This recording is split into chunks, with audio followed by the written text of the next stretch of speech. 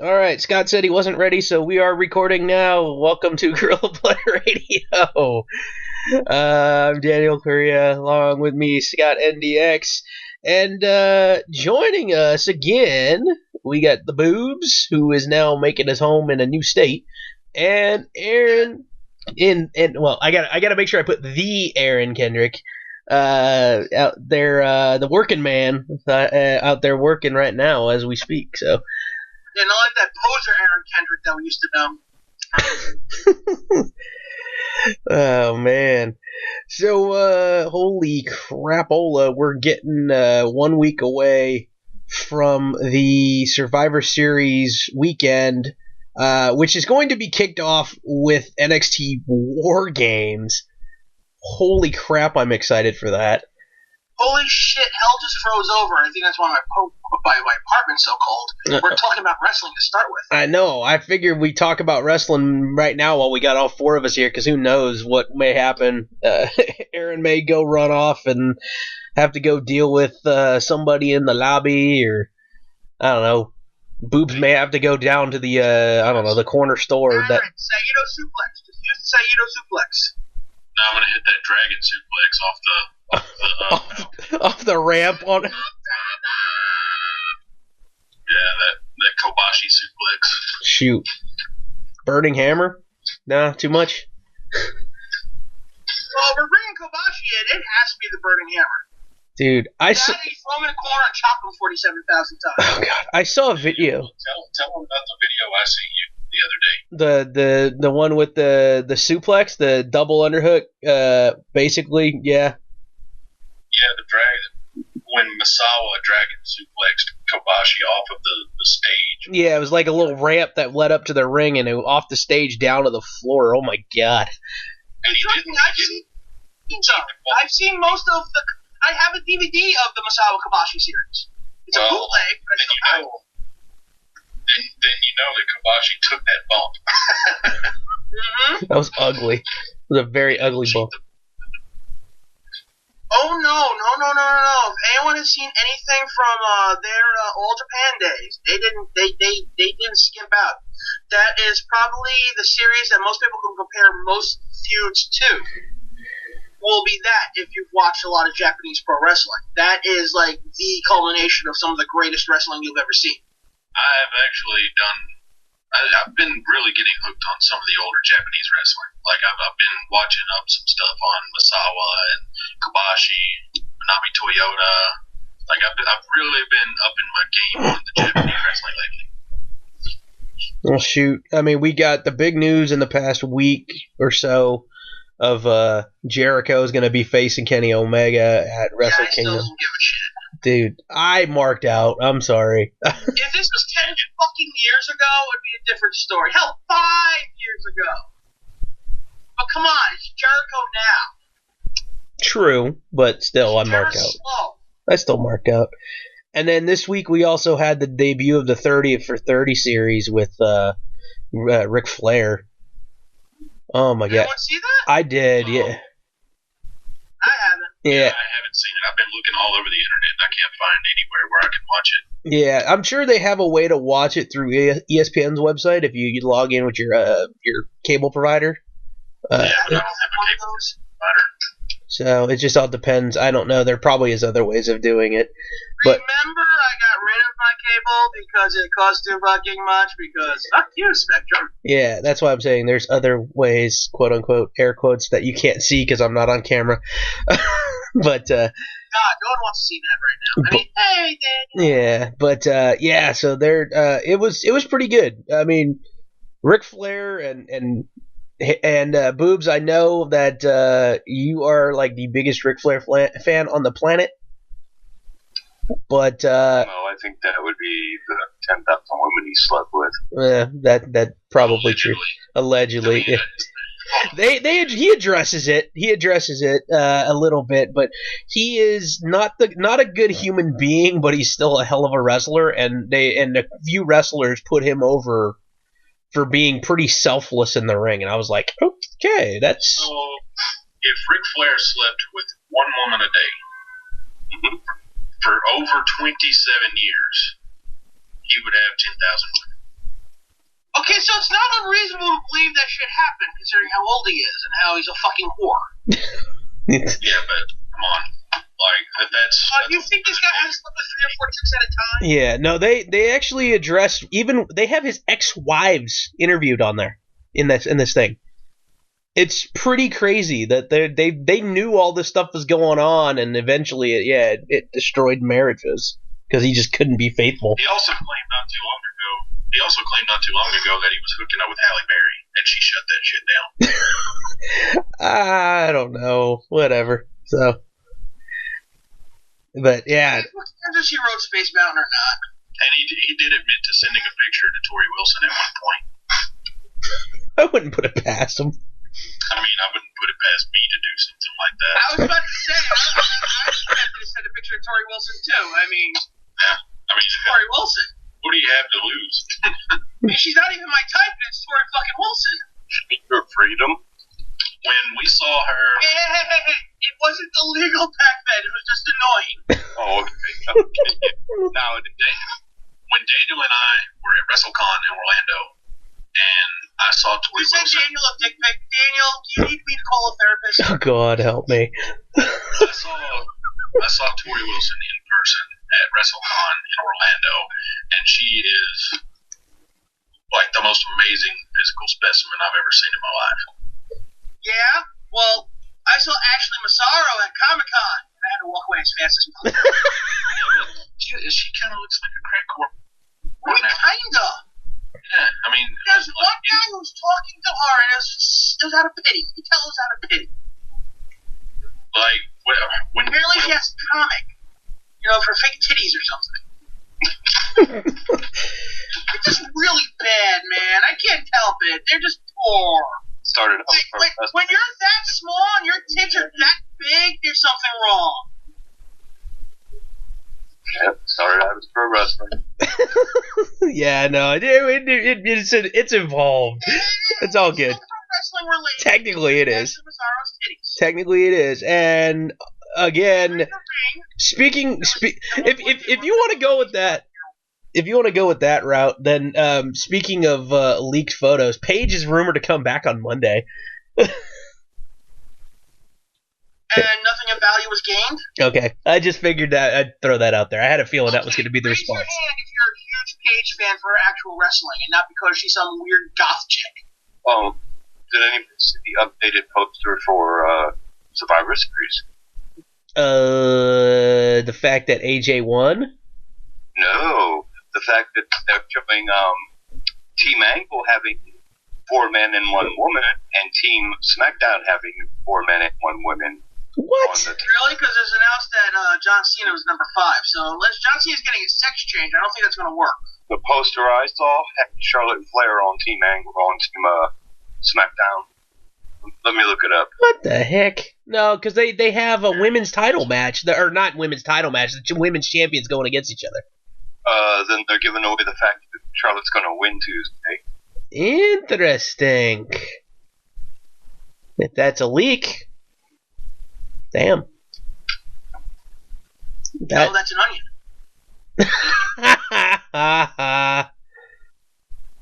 Technically, leaks are onions.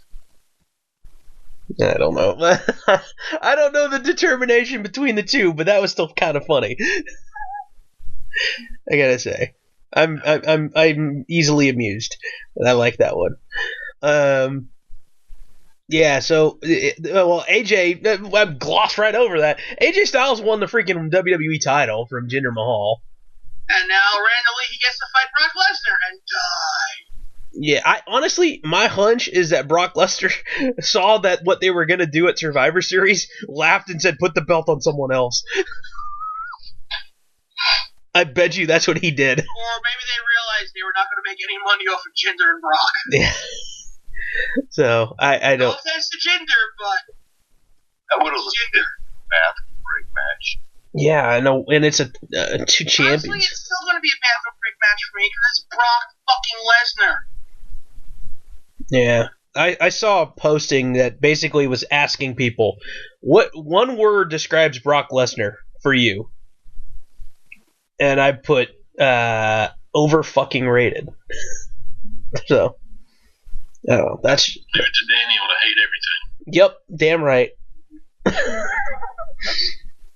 he sucks. He's one of the worst things about pro wrestling right now. Right. Explain why.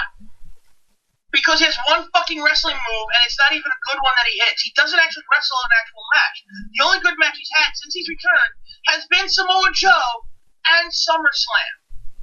Everything else is literally, I'm going to pick you up and put you down. I'm going to pick you up and put you down. I'm going to pick you up and put you down. Oh, match is over. I'm going to pick you up and put you down.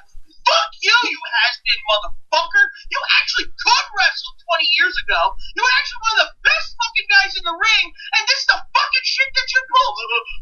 I used to be a fighter. Tap out, motherfucker. Tap out. Remember that? Piece of shit, lumphead motherfucker.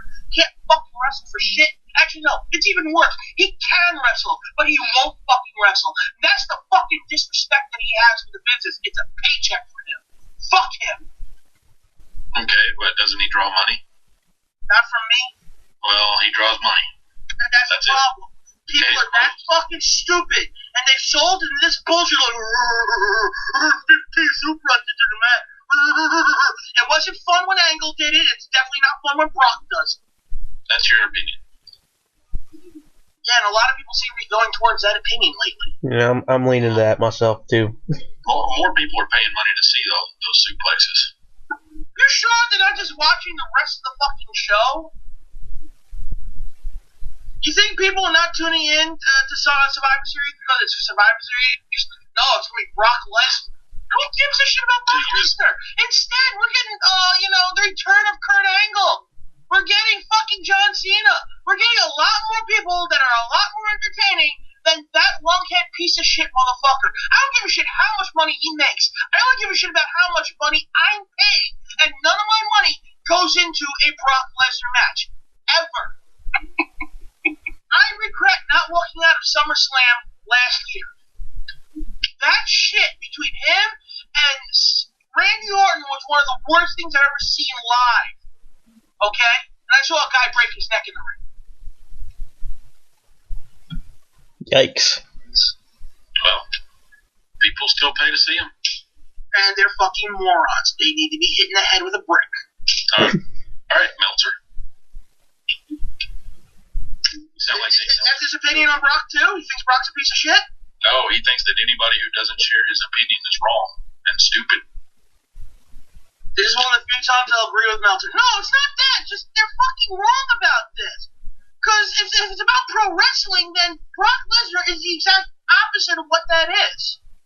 Okay, but what if they put Brock out there and tell him to go have a match instead of suplexing people? He's in there with AJ Styles. I hope so. Fucker wrestled. I'd actually be interested because I was a huge fan of his when he debuted.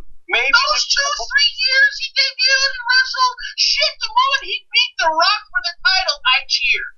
Well, maybe he will wrestle AJ Styles instead of trying to suplex his ass. We can only hope. Freaking Styles. Boobs, when you moved to Kentucky, did you fall on your head on the way there? We know Lesnar is a great professional wrestler. He could have a great match with AJ Styles.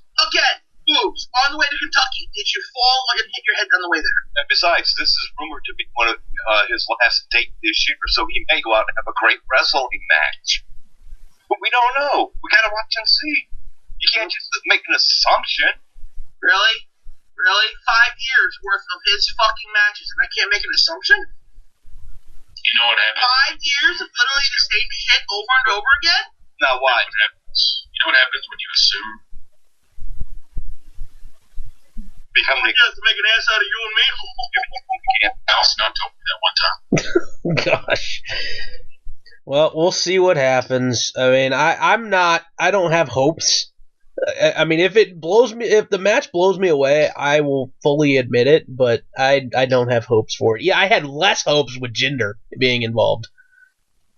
Then you would Yeah, but with Jinder, you could have done some stinky shit to make it interesting where Jinder could have stolen a fucking win and then, gotten his ass kicked afterwards. Could have been more interesting. Now you're going to have to actually have a legitimate wrestling match because it's fucking AJ Styles. Yep, or the only way... Can we just focus on some good things out of this? Because, for one, I want to say that the match on Tuesday with Jinder and AJ was Jinder's best match that he probably will ever have. I don't know. I mean, the guy has been showing improvements in the ring in general. He can get better with the right people to wrestle with. Dude, Randy Orton's not one of them. Let's be honest. you gotta admit his match with AJ was awesome. Oh no, I agree. I was a big fan of his match with AJ, but then again, I am a Jinder Mahal fan. I like what they were doing with him overall. The booking was stupid, but I like what they did with Jinder in the end. Also, I'm looking forward to the possibility of AJ and Nakamura at WrestleMania. That would be awesome. I really wish that happened at SummerSlam, though. Yeah, Scott wants to see it in person, damn it. Yeah, I do think they're going to put the belt back on Jinder before Mania, though. Probably a India tour. Yeah, exactly. I mean, pretty much everybody expects that, though, so I don't know. Maybe that's when they won't do it. I mean, a lot of people weren't sitting there going, boy, AJ's going to win that title. Rock the Force of Bible theory. I mean, it was a little everyone's booking, this whole Jinder Lesnar feud. It was just all of a sudden, now it's not happening. I gotta feel bad for Jinder though, because it's pretty obvious that they put the belt on AJ because they knew it would be a bigger sell for the match. Because nobody bought Jinder beating Lesnar. Yeah. Yeah, it sells from a hall, but that's the business that he's in. Well, and just to think about it now. He's not making money. Yeah, I was gonna say, to think about it now, he may not even get a payday. He may not even be on the show. They should have put him on the Survivor Series team instead of Cena. You would think. Isn't Cena supposed to be like a free agent? Shouldn't he be like impartial and shit? Exactly. You would think that would make more sense that way. So. Cena's a gold digger. I guess. He'll take whoever's money. Don't matter. Just like his girlfriend? Ooh. But ching. All right. Let's get into NXT TakeOver War Games because I got really excited watching the show this past week for the most innocuous thing. For the death of Cassius Ohno? Pretty much, dude. Cassius Ohno walking into Regal's office and be like, you know what? I want Lars Sullivan. I was like, what? And what Regal should have said was, do you want to open or close casket? Yeah. Blew me away. I was like, wait, what? Okay. I mean, I wasn't expecting that. We had talked before. I don't know if it was you and I. Yeah. We were talking about how Ohno might be one of the guys that actually beat Sullivan. Yeah. I mean, and he's not... Make it look legit. Yeah.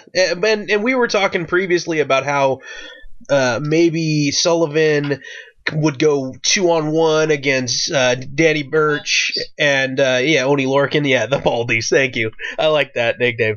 But I mean, I as soon as I heard that, I was blown away. I think this is a great possibility for Lars Sullivan to all of a sudden be right up there in like more of a mid-card role there instead of just, okay, he's still a monster. This match is going to establish him now. Well, what I'm hoping is that it shows that he can actually wrestle a match and not just toss people around. Because, that's all well and good. In the end, you need to be able to be in the ring for 15 minutes and entertain the crowd. True. And my hunch is that they've probably been working this match on the live shows. Because before it went on television, when I went to an NXT live show, he was working Oney Lorcan. And then they had almost the same match on TV. So I have a feeling that they probably have been doing this match on a couple of the house shows. So we'll see how that goes. But I was blown away that Ohno was going to be the one to step up and do it, considering that, I mean, there's other guys out there, but everybody else for the most part is tied up, and it didn't cross my mind that Ohno wasn't tied up in a feud at the moment. There's been some decent feuds going on right now in NXT, actually. I mean, they've got some decent storylines coalescing at this pay-per-view. Yeah, so we have Ohno now going to be taking on Sullivan. Alice. That's actually I'm greatly looking forward to because I want to see what Sullivan can do overall. Yeah, it would be nice. If this guy actually can go a distance. And seriously, he reminds me of like somebody like Snitsky, who. With a better wrestling ability? I hope. I really hope. He's just... Snitsky was horrible or anything. Yeah. No, dude, the first thing you didn't write home and be like, I'm going to go watch a Gene Snitsky match. Yeah, no, the first thing I think of when I think of Gene Snitsky is kick the baby. God. I love when they did just like the 50 most shocking, it was like the 50 most OMG moments, and that was one of them. And it just Regal is sitting there. They show because you know how they interview wrestlers and shit like that. Regal is sitting there laughing. Maybe it's the old school villain in me, but I loved it. That's funny. I was sitting there like, that was. I mean, like, okay. The week before, random jobber. Oh, wait, he beat Kane by knocking Kane into his girlfriend and killing a baby. Next week he comes out, holy fucking shit, he actually comes out and punts a baby into the crowd. I was a fan. Yeah. He wasn't that good of a wrestler, but fuck it, I was a fan. That sold me, man. Yeah, yeah. Like, that's far with him, like, deal. Well, That's good. and Baby fucking is the kid, Scott. good lord. Well, No. Strategic baby. Oh God. Your baby punting must have a reason, okay? Your baby punting must have a cause. Well, Not just random baby punting. So don't just line a bunch of babies up and come punt them into the audience. Serious, you chance are like, hey, punt the baby. No, that doesn't work. But if you're trying to make a statement about it, I did not kill your baby. It was your fault. See? Punt the baby. Okay. dude. Okay, Aaron walked away. He's walking back right now. I know if he were hearing this conversation, if he says he didn't walk away, he would have brought up the fact from the that campaign movie with Will Ferrell when he accidentally goes and punches the baby. I knew he would have brought that one up, right? I'm sorry, what? Well, that movie, Baby punting. the movie we were talking about Snitsky punting a baby, and all of a sudden my brain went, if Aaron was sitting here, he would have brought up the Will Ferrell, Zach Galifianakis movie where he accidentally punches the baby in the face. It is funny. So, oh man. So from more creepy, well, not creepy necessarily, but weirdo characters, Aleister Black and the Velveteen Dream are squaring off. Oh God, I can't wait for Who would have thought? Again, we've So is it Velveteen Dream or is it the Velveteen? the Velveteen Dream, whatever. I don't know, but it's whatever his song is just. yeah, DREAM is. So, yeah, I'm glad they actually. I mean, it's weird to have him not have an actual name. It's just the Velveteen Dream or whatever. But it's better than Patrick Clark as acting as that gimmick. I guess I don't know, but Honestly, the fact that he's gone full tilt with this gimmick is what's fantastic about it. dude, there's so much hate towards him for this gimmick. They're like, I've seen people say, oh, he's a knockoff Goldust. He's not doing justice to Prince. I'm like, really? I think it's freaking great. He's doing his job, okay? Hey, heel heat. So, but yeah. So this is like Bizarro World feud, and it's working so far, at least for me. I know. Hell yeah. You know, this is my sleeper match of the show. Yeah, I know. That's one that I think it's going to steal the show without even trying. Yeah. Boobs and Aaron, I don't know so much when it comes to that. I know Aaron's not much of a fan, I don't think. Not a fan of you, Scott. All right. How do you like that? I'm going to lose no sleep about that. Oh, yeah. For Bill Blood. Wow. You know what the best part about that is? This is my show. I got Daniel. Jeez. So, Boobs, I don't think you care about this feud either, don't you? You took the interview of Bret Hart away from me, so Oh my God, you bitter bitch! It's been 7-8 years. Get over it. you owe me for life. You owe me a life debt. I am not Chewbacca. You're not Han Solo. It could be worse. One of you could be Jar Jar. And Daniel was like Chewbacca. Got the Oh my God, Chewbacca just called up a really name. Oh, good lord. All right. Oh, Now I see Chewie vomiting in a corner.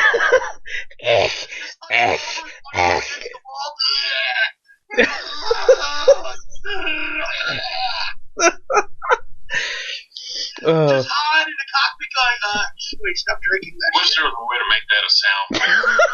Just like a ringtone or something. well, one of the other matches on here that's supposedly going to be the dark match, so we might even see it on NXT in the coming weeks after. Gargano against Pete Dunne. for the freaking UK title. Year candidate. Huh? Holy crap! Speaking about a match of the year candidate. Yeah, that's for sure. And it's for the UK title. They're actually going to put the title on the line. Is Gargano British, or is he going to move to the country? I don't know. Well, just because, I mean... Did anyone win that title now? You would think, well, freaking hell, man. Like, at the UK tournament, Aleister Black wrestled. He's from the Netherlands. Okay, it's close enough. It's fucking Europe. Gargano can go over there and defend the title. Where's Gargano from? From Cleveland, Ohio. Yeah, where's done from? Blackpool, England. Yeah, does anybody else want to hear Pete Dunne come out to he's a mine. Oh, gosh. Oh, Pete Dunne got the biggest compliment this past week. Somebody said something along the lines of, Pete Dunne reminds me of a younger Fit Finlay. Fit Finlay went back on Twitter afterwards and said, no, he's better. Whoa. Damn! I was like, shit, that is huge praise. Well, remember we've always said Pete Dunne reminds us of the, Squire Dave Taylor. And, William Regal had that love baby finally. Yeah, so yeah, I mean, you throw Dave Taylor in the mix there too. Yeah, it's insane. There's definitely some, Dave Taylor, Fitz Finlay, maybe a little Robbie Brookside with his, his athleticism. I love the joint manipulation. I've always loved shit like that. I love how Nigel loses shit over it, even though he used to do that shit in the ring himself. Yeah, it's pretty awesome. Have anyone ever seen some early Nigel matches? He actually used to fuck with fingers. Yeah. When he became Captain Lariato! But he hit some of those lariats from some angles. They were scary. I'm looking forward to this match, man. Gargano needs a win too, and I don't think he'll get it. I don't think he's gonna beat Pete Dunne. No, I think this is the perfect time to maybe throw in some more BS interference from somewhere to remind us that Tommaso Ciampa is coming. When is Ciampa supposed to be back though? Next year. He'll be out till about at least Rumble time. I think we were saying, I was looking it up and I thought I saw it said like maybe March. They could, that blows. They could use an opportunity to set up the UK title.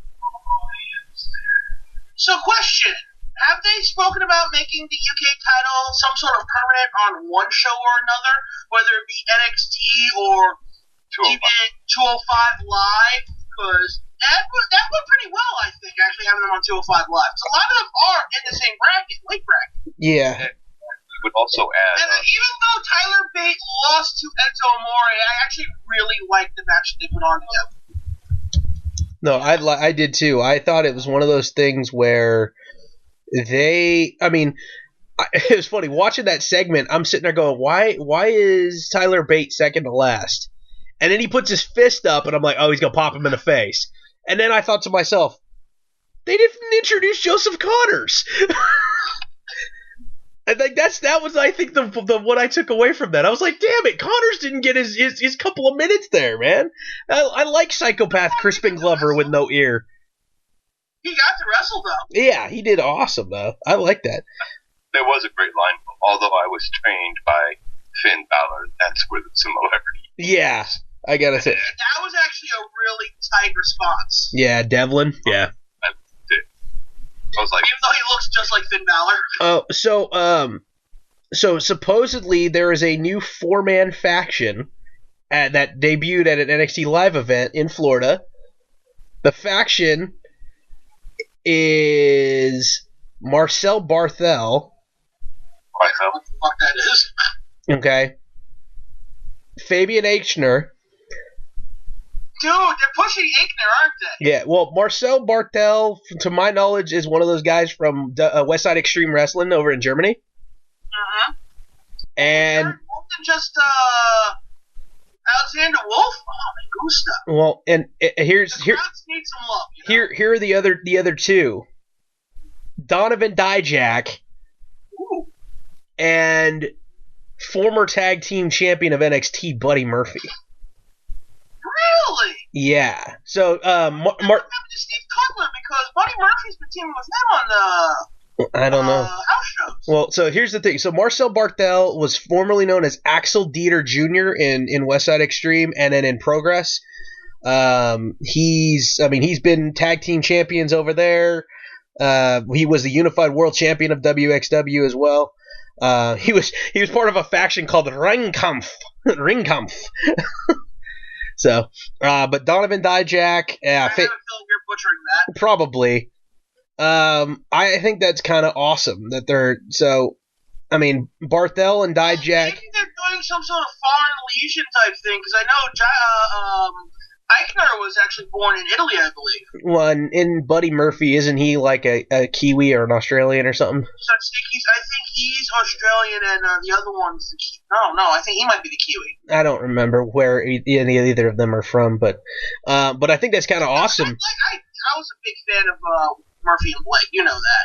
But I always thought Buddy Murphy was the better of the wrestlers, especially that running vertical suplex he has. Yeah, dude, could you imagine like this is the possibility of like starting Berlin and his faction all over again, like in WCW. Him trying to. There's only one good thing about Berlin, and then he went AWOL. So I just thought that was something that came up this week. I was like, ooh, I gotta remember to say that now. So, but yeah, so Dijak may be getting on TV here soon enough too. And then I don't see why he would. Donovan Dijak, I think, is just extremely talented. I remember I went to ROH show. I'm like, imagine this guy does a moonsault. I was like, he ain't gonna do it. First he does a flip. First he jumps off the rope. Then he does a forward flip. Then he does a fucking moonsault. He covered all three. Yeah. Oh man. Like, well, shit, this guy's got talent. Yeah. So, and then from there, let's see. We got the women's title for the vacant NXT women's belt. Ember Moon, Kairi Sane, Nikki Cross, Peyton Royce. That should be a good match. My hunch is they're gonna put the belt on Ember, just because. I'm hoping that they put it on. I want it on. I want it on Peyton. I think it's better on her, but. Well, we haven't had a heel champ in a while. Yeah, with the exception of Asuka kind of doing heelish tactics at the very end, but that was about it. Yeah, you're true. Yeah, she still wasn't a heel. She was way too over to be a heel. Yeah. So, yeah, no, I would love to see Peyton Royce get it. My hunch is that they're going to lean towards Ember. Paige comes back. I don't know if she'll be on NXT, though. Well, that will get me to stop watching the women's matches. So look, I'm going to tell you this, and I don't know if anyone noticed it, but I noticed it right away, especially after Paige came up and there's other matches that she had. That match that everyone praises on the first takeover between her and Emma was all fucking Emma. And now Emma's gone. And that pisses me off to no end. Dude, they had one of the better women's wrestlers that they had on the program on Raw, and instead of pushing her, they just dumped her off, gave her shitty gimmicks, and then said, "Peace." Yeah, supposedly she got hung up on a contract deal to do an indie appearance. She wanted $2,000 and like first class flight and hotel and all that kind of stuff. I was like, yeah, I don't know, but I'd say maybe $1,500. I mean, I don't know if very many women get that much on the indies like that. I don't know. But again, she just came from WWE. She did pretty well for herself when she was on the indies. You'd think. I mean, I don't know. But, with women's wrestling being in the forefront as it is these days, and being such a popular form of the sport, especially now that it's more recognized and accessible, you'd think that they'd be able to draw more money. You would think. I mean, let me put it this way. If Bayley were to be fired tomorrow, I think she could draw more money than Emma could. I agree with you, but I don't think Emma's... Again, $2,000 is definitely high. I don't think $1,500 would be too high of an asking point for someone like Emma, though. Yeah. Yeah. I mean, I could see that. I mean, if Raven could get a grand at this day and age, okay? Yeah. I'm sure he probably could. Yeah, somebody posted a list, and I don't know how legit it is, but somebody posted a list of stuff from I guess one of the guys over at Wrestling Figs or something, books for guys, and they got some numbers from him, and supposedly like Phoenix can get like 800 a booking. So if he could get 800 a booking, I mean, and he's a pretty, I guess a top level indie guy now. I mean, let's be honest.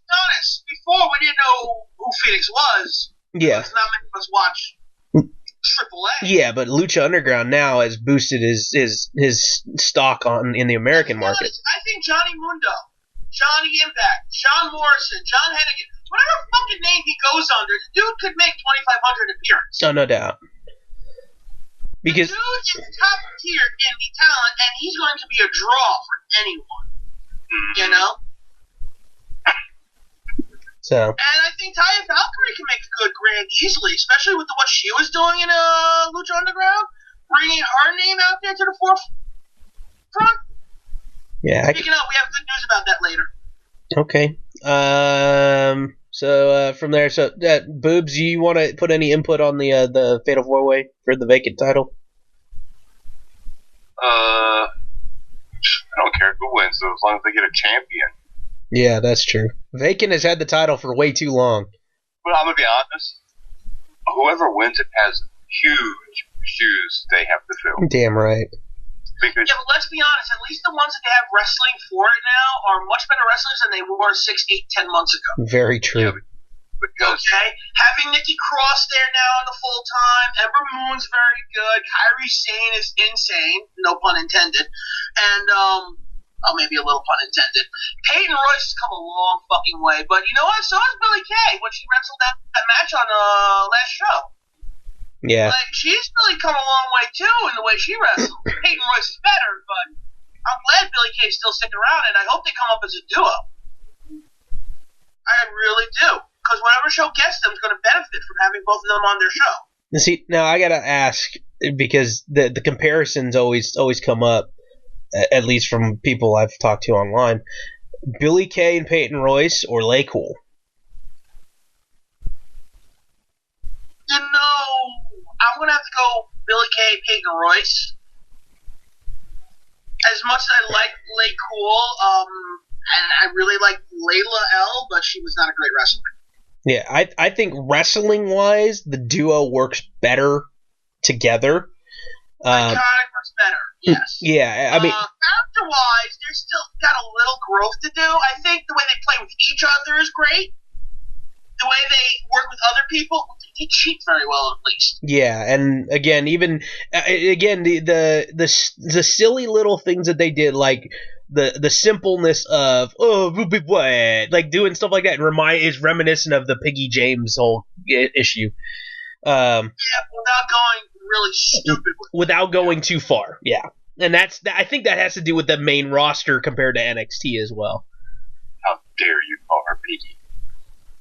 Oh, I'll call Billie Kay Miss Piggy. That's fine with me. I don't care. I will find you. I'm expecting the name of Miss Piggy. Yeah, one of the most talented legends ever. I'm sorry, Miss Piggy's gorgeous, but she can't fill out a leotard like Billie Kay can. Miss Piggy can definitely fill out a leotard, though. Just not like Billie Kay can. Oh God, this conversation has taken a crazy turn. You cannot get taken from Billie Kay. Well, actually, you probably could. Just give her a couple of slabs. I'm sure she'll cook some for you. Oh. What? Go make me a sandwich? No. Absolutely not. I'll make her a sandwich if she wants. I'll make her 10 sandwiches. I'll make her dinner. Well, speaking of someone wouldn't mind taking to dinner, Zelina Vega, it will be ringside during the NXT title match. I don't know. I had to transition somehow. Daniel, keep your pants on for that. Oh, dude, she's freaking gorgeous. Drew Mac. About you and your man crush, but okay, sure. Man crush? Who? What? I know how you really feel about El Idolo. Oh yeah, Andrade Cien Almas. He's dreamy. Wow, you gotta put a little more effort into it. Shit, Soundwave would have put more effort into that. He's monotone as fucking robot. Cien Almas challenging Drew McIntyre. Who you gotta say, man, Scott, your nickname for him for the longest of time was Drew Crapentire. Oh yeah, he's outgrown Crapentire. Yeah, he's. I'll still call him Crapentire because I like the name, but become fucking talented, man. His time on those 3 years on the Indies did wonders for that man. Mm-hmm. Oh, we knew that when we saw him. Yeah, I will be honest. When I saw him in TNA, I thought he was wrestling fantastic matches there. It's just TNA. Yeah.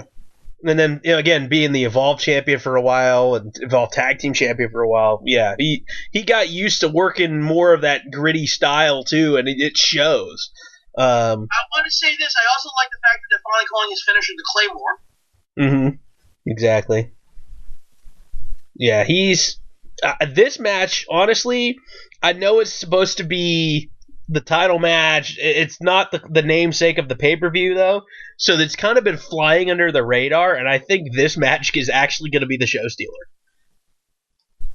I really do. As much as I like the Black Velveteen Dream matchup, just because of how weird it is, I think is it really safe to say that a world title match can be the dark horse match of the night? I mean, it kind of almost is. It's being overshadowed. All right, I'm interested to see now which one of us is right about this show. I don't know. Honestly, there's a lot of potential for some really good fucking matches. Well, and we haven't even talked about the War Games match. So, Authors of Pain with Roddy Strong versus Sanity versus the Undisputed Era in War Games. Holy crap, they're doing 2 rings, they're doing the cage, everything is traditional for the most part. This time it's just there's 3 teams. I think it's awesome. I think they're going to probably try to do it on the main show eventually. I was talking with Aaron earlier, and he was even saying they can do the War Games without, you can do it in Hell in a Cell. You don't. We've been saying that for 5 years, though, on this show. Yeah. Hell in a Cell is the perfect, vehicle for War Games that actually brings some life into the Hell in a Cell match, where it's not just, I'm going to jump off the top. Yeah, exactly. Seriously. The best Hell in a Cell match we've had in the last 15 years, it feels like, was a fucking tag match. Yeah. It just happened last month, or 2 months ago. Okay? It was a fucking tag match. Now imagine putting 4, 5, 6, 8 guys in there. And they can't win the match until all 8 are in there. Yeah. Fuck, man, there's so much potential to make that work. Yeah, I agree. And Boobs, you've been a WCW fan way back in the day, the NWA, all that kind of stuff back in the day. You're more of the traditional old school fan. What are your thoughts on this one? I think they better get it right the first time, or else it will never get done again. I agree with him on that. If this shit if this match, shits the bed, you're never going to see War Games again. Well, Triple H has got a lot riding on this. I know that the Rhodes family, Goldie seems to be a little bit more on board from the comments from Cody, since it was Dusty's brainchild. Cody was not too happy about it, I guess, but why? He's not in the company anymore. What does he give a fuck? True, but he just doesn't want them bastardizing his dad's idea, I guess, when it comes down to it. But oh no! Someone does something that Dusty Rhodes has come up with. Woo-hoo. Christ, everybody does stuff Dusty came up with, the Dusty finish. True. First of all, Dusty came up with half the shit that happened in the 1980s and 90s wrestling. At that point, what hasn't Dusty done? Very true. Slept with 10,000 women. As big as Dusty was, he didn't have the stamina for that, okay? I don't know how big he was. From what we hear, Rick is very big. I see. It's funny that you bring that up. It makes me think. If all that stuff happened, I mean, who knows? I mean, Rick's health. I mean, it's all. I mean, he was just out of the hospital after being medically induced in a coma and all that kind of stuff. But So did the PD finally catch up to him? part of me was thinking, wow, how many times did he and Dusty fight? And open wounds and bleeding, and I'm like, shit. Like back in the day, like that's why we have so many. I mean, issues. I mean, we hear about with Billy Graham, and he's got hepatitis. From I mean, was Abdullah the Butcher? Did he have the same thing? Abdullah the Butcher has carvings in his skull. Well, no, but that's what I'm saying. Like, I mean, how many bloodborne or like bodily fluid diseases could have been transferred back in the day just because of guys bleeding into each other, and then on top of that, put in promiscuity on top of that. I'm surprised AIDS didn't become a more regular thing in pro wrestling back in the 80s. Shockingly, I mean, it's very lucky that shit didn't happen, you know? Yeah, it just crossed my mind. I was like, ooh, yeah, I never would have put that past. But then, yeah, hearing about Ric Flair's story and seeing how often Ric Flair would be cut open. I mean, maybe not nearly as much as other people, but still, it's like, No, Flair got busted open a lot. Quite a bit, but yeah, nowhere near like Abdullah. I mean, you know, Flair had a human cheese grater head. I just, granted, it's not as bad as like, you know, King Ikea, but. So, but kind of meatball on his forehead, like, you know, Devon Dudley. Yeah. Well, all I hope for is that this War Games we get a little color because it's NXT and they can get away with it a little bit more, I think, rather than the main roster. Really? Tell that to Finn Balor and Samoa Joe. Well, that was by pure accident too. And yet they still just butchered that match. So, I mean, come on. A cheese grater fence on your face. I mean, it's got to happen at least once, you would think. So, but this one's going to be fun. I'm part of me, and this isn't for tag titles, which it would be fun if they did, but it's almost... I'm glad it's not for... This isn't about titles. This is fuck you, let's fight. Yeah. And I love... Adam Cole is amazing for his facial expressions. Mm-hmm. And when this shit was announced, it looked like he soiled his pants. Brown pants. Just the announcement. He just like, oh my god, oh my god, oh my god, I'm gonna die, I just got here. So, does anyone else want Roddy to turn and join the Pro H Boys? No. I do. I kind of like the idea that he's not with them.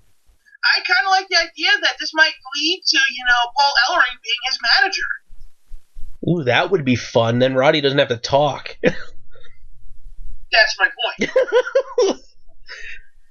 I like that.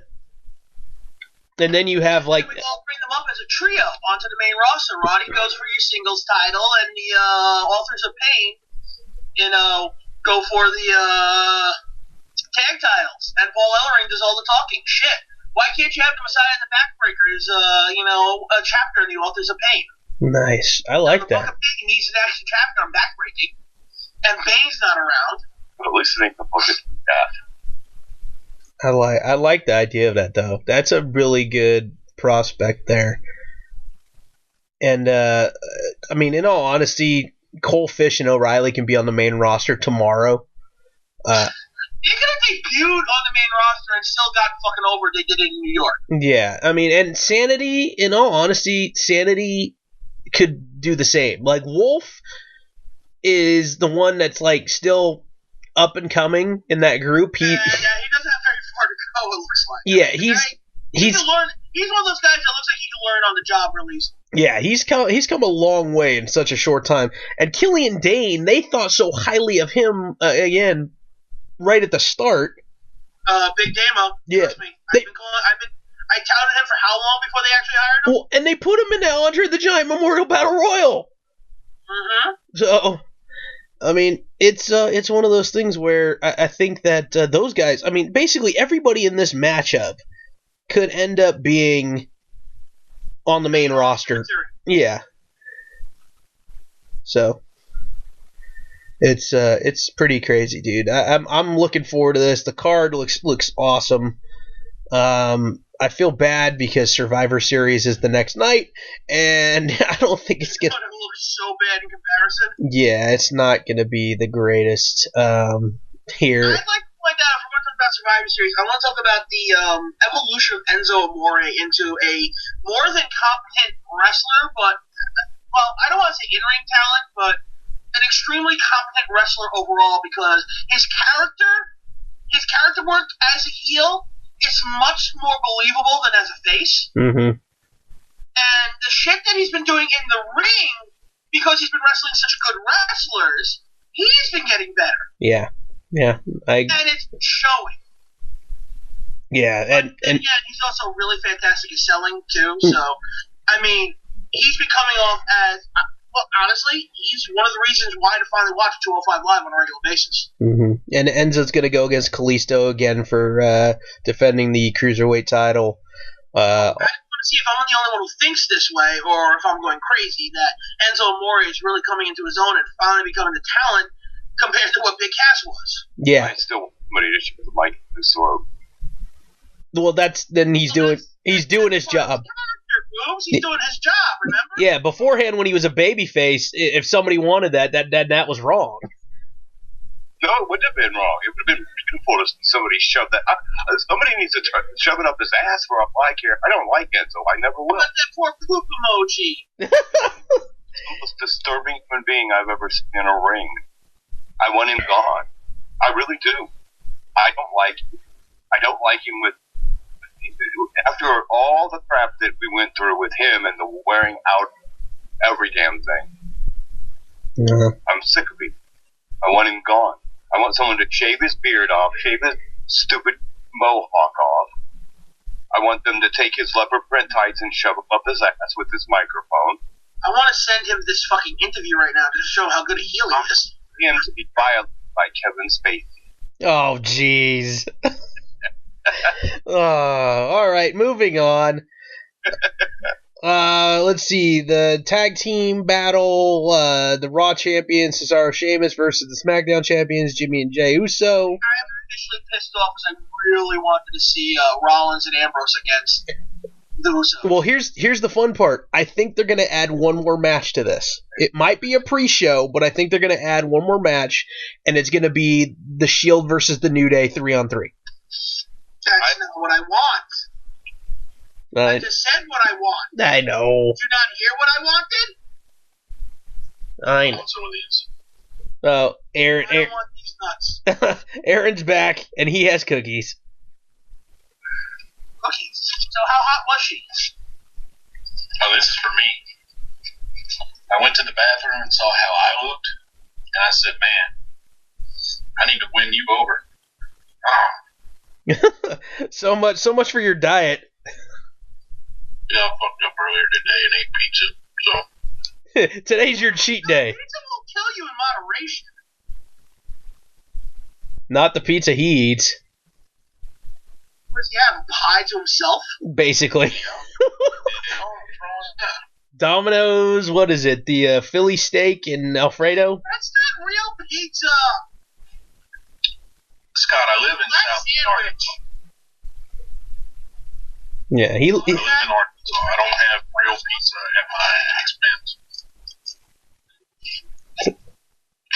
So, let's see. So we got through the tag team showdown. Let's see. We got the women's showdown. The women's champion showdown is gonna.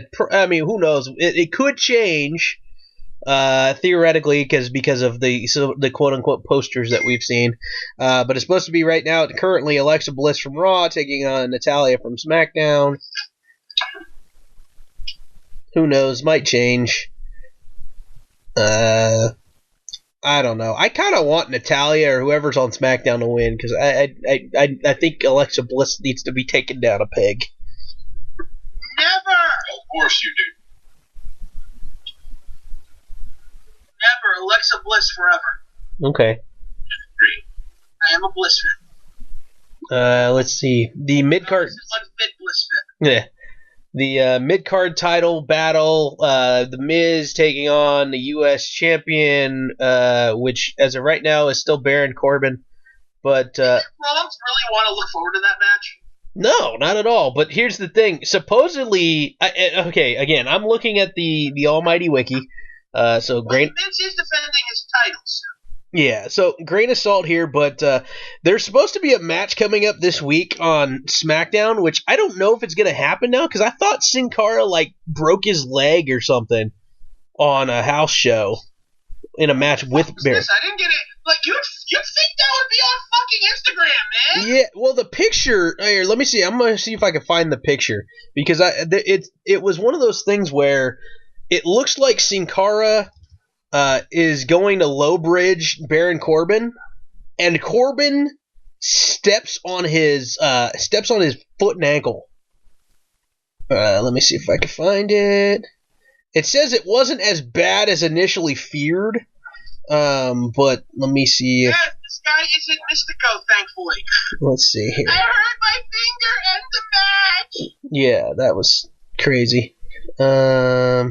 Shit. Where's the picture? I want to see the stupid picture. Blah, blah, blah. I said just look at your avatar, but that's not very good. Wah, wah. Oh, okay. Here's the picture. It's a Twitter picture. So here's the link to it, guys, and you can tell me what you think.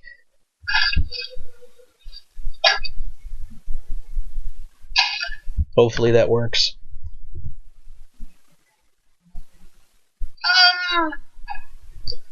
Yeah, that looks painful, but guess it all depends on if he still has ligaments in that leg or not. Seriously, his knee is pointing straight at the camera. His foot is pointing due west. Honestly, it could just be a twist.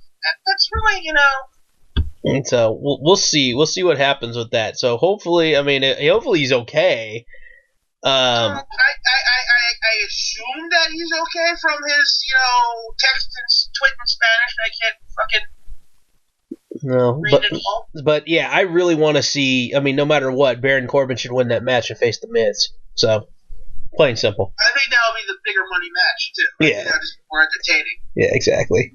I like heel on heel violence because it doesn't happen enough. Yeah. Let's see. Team Raw versus Team SmackDown on the women's side. Alicia Fox. This is your captain speaking. Dude, that was gold. I thought that was so funny. Having Alicia Fox on television shouldn't be this entertaining. Yeah. Well, her, Nia Jax, Asuka, Sasha Banks, and To Be Determined. To Be Determined gets a lot of credit too these days, doesn't he? Yeah. And so supposedly they're gonna have a triple. Never see that match. Which one now? Him and Vacant. You never see that happen. Oh, that's true. You just never see it. Very true. That's like Noob Saibot at WrestleMania. Supposedly the TBD is going to be the winner of a triple threat match between Mickie James, Dana Brooke, and Bayley on Raw this week. Poor Dana Brooke eating that pin. Probably. So, against Team SmackDown, which at the moment is Becky Lynch, Carmella, Charlotte, Naomi, and Tamina. And James Ellsworth's corpse. Yeah, there's a lot of clips going around on the internet about him getting the crap beat out of him. But I want to say that match on SmackDown between him and Becky Lynch is what's missing on Raw on WWE sometimes, where the women beat up the men. Yeah. In an intergender match. We've seen it work in Lucha Underground. I think Triple H said no one wants to watch those matches, and then Lucha Underground said, yeah, they do. Yeah. And gave it to us, and we loved it. And I'm sure Triple H probably went, I'd have to rethink a few things. Yeah. I think James Ellsworth is small enough to get his ass beat and make him look legitimate. Yeah, just like Harvey Whippleman back in the day. But, if I saw Nia Jax versus a few guys, I'd believe her kicking their asses too, so. That's very true. So, I believe Amazon in the Royal Rumble. True. Yeah, that was fun. I like that, especially, they had to remind us that, she was a woman and she used her powers of seduction on the Great Khali. Because that's real hard to do. I know. If she kissed me, I would have jumped over the top rope for her. Nice. And taken half the other people with me. Like, no, you're coming with me. You're coming with me. Get the fuck out of the ring. She's winning. Oh man, and then Team Raw on the men's side: Kurt Angle, Braun Strowman, Finn Balor, Samoa Joe, and the bastard child of Kurt Angle, Jason Jordan. Poor bastard. And It's not about being a bastard child, just that poor bastard being stuck in this fucking storyline. Oh, dude, it's funny. People are going like, "Oh, this is gonna be a great match. Look at all these hardcore athletes," and then Jason Jordan. I was like, "God damn it, he's better than Shane McMahon." Yeah, but that's a really low fucking bar. I'm a little pissed that they didn't set up Daniel Bryan to be in this match because of the Kane chokeslam. Yeah, but is Daniel Bryan cleared to get back into the ring? I hope so. They keep there's more stories out there again that he's trying. So, but Team SmackDown is Shane McMahon, Randy Orton, Bobby Roode, Shinsuke Nakamura, and supposedly John Cena. What supposedly is legitimately announced on fucking Twitter and Instagram. Yeah, I still say supposedly because free agent garbage. I don't like that, and I think that they should probably put Rusev in there. Why? It's not like they're going to push Rusev, except maybe out the door with this shitty booking. Yeah. How many times does that man have to lose to Randy Orton before he quits? I don't know. I'm hoping that this whole Rusev Day thing is gonna be something that helps. Stab him in the neck like Bruiser Brody. Oh gosh. Come on, man. I look. I don't hate Randy Orton, but fuck, man, it's Rusev. The dude's 100 times more talented than Randy Orton ever will be.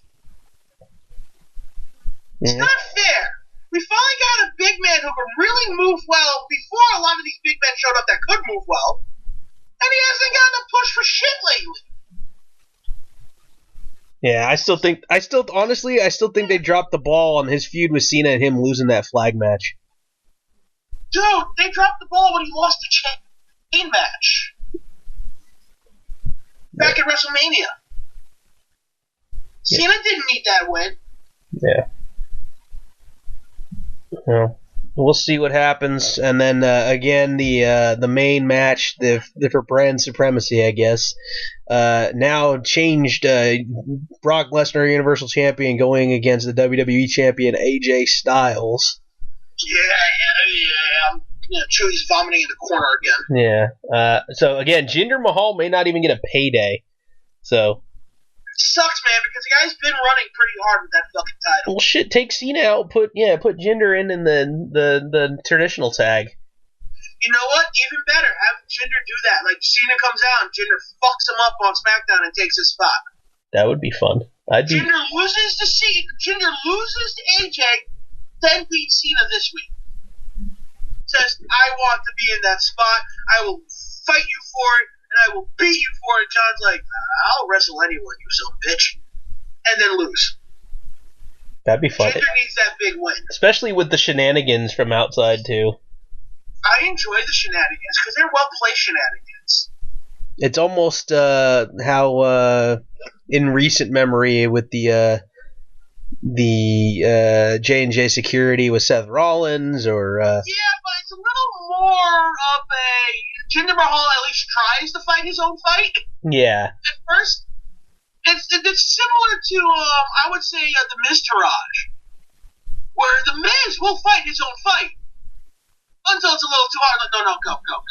No. Or if someone just pisses him off enough, like Enzo Amore, that was still one of my favorites. He tosses Amore out of the ring, and instead of worrying about the rest of the match, he just points to Axel and just goes, "Fucking get him." Yeah. And Axel and fucking Bo Dallas just beat the shit out of Amore like they owe him money. Or he owes them money. Or maybe they owe him money. They just don't want to pay him back so they beat the shit out of him.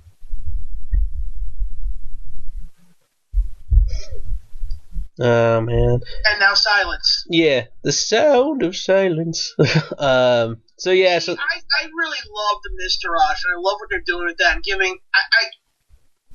I never thought I'd say this because I never thought I'd be a McSilly Putty fan. Yeah. But them working as a group under The Miz has done wonders for their characters. I mean, we all knew they were talented wrestlers. It's just that they were boring as fuck. I mean, every week now we're getting a Curtis Axel chant. And I have a feeling we'll get a Bo Dallas chant soon, too. Soon enough, yeah. If they keep him on the screen. And I like the fact that even though Bo was out with being sick, they kept mentioning him every week. Yeah, exactly. So. You know, and I'm wondering, did The Miz really say, you know what, I want to give these guys a shot. I'm going to give these guys the rub because I have that clout now. The dude is a 10-year veteran. He's probably a locker room leader. The guy's shown that he has the talent and the skill. I don't see why he wouldn't be one of the guys that you go, yeah, I want to do this and probably get what he wants. Yeah. And if he can't, there's something wrong. Shoot. Well, we'll see, man. I honestly, the past few years, like, I was a Miz fan when he was starting, when he was doing the ECW stupid crap. Yeah, the walk out to the ring with doing the stupid him and his stupid hat and his little whatever, the shark fin looking thing. He was wearing the shorts before he started actually wearing tights, or before the whole Miz and Morrison team. Yeah, that's really what's, I think, solidified him as, okay, there's potential in him. Yeah, and he over the past couple of years has solidified himself in my mind as a Hall of Famer. Oh, if he had a chance to main event WrestleMania again, I'd be very happy. Yeah, he deserves it. I over the past years, I've played up my hatred for him fucking losing all the fucking time at pay-per-views. Because it fucked up your, Oh my god, I picked him to win so many fucking times, and he fucking loses. And it's just one of those things where I played it up so much, but honestly, I have been a fan of The Miz way back when, and I actually there's a picture of me to prove it. I actually at one time I was at the boardwalk here down in Santa Cruz, and in one of the shops they had those stupid hats. And I was doing the Miz pose. So it's somewhere floating around on the internet. So I do have proof. I'm going to tell you this right now. I don't know if I'm sure I've spoken about this, but me and Tomas for years said, you know, the Miz is going to headline WrestleMania, and everyone thought we were out of our fucking minds. Yeah, no, okay? he's... And while it wasn't a great match, he played second fiddle to a feud for the next year, he still headlined WrestleMania. Yeah. Can't take that away from him. Exactly. No matter how hard you try and how much you want to take that away from him, you can't. And the man, well, just because of how far he's come the last 5 years, how good his work's been the last year and a half, 2 years, you know? And I don't care what anyone says, that shit when Daniel Bryan walked off the stage was not staged. Yeah, no, that was awesome too, I gotta say. Poor Daniel Bryan, you know, if you're told, say whatever you want. Go into it.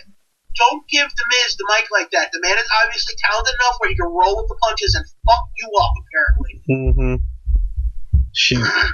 Well, and I still love Maurice's tweet the next day. It was just a picture of a bingo hall and said, Brian, they're waiting. Nah. That's awesome. Well, shit. It was a very valid point, though, wasn't it? Yeah, he can leave right now and go wrestle if he wanted to. Exactly. So why hasn't he? And The Miz brought that up. So if you want to go, go!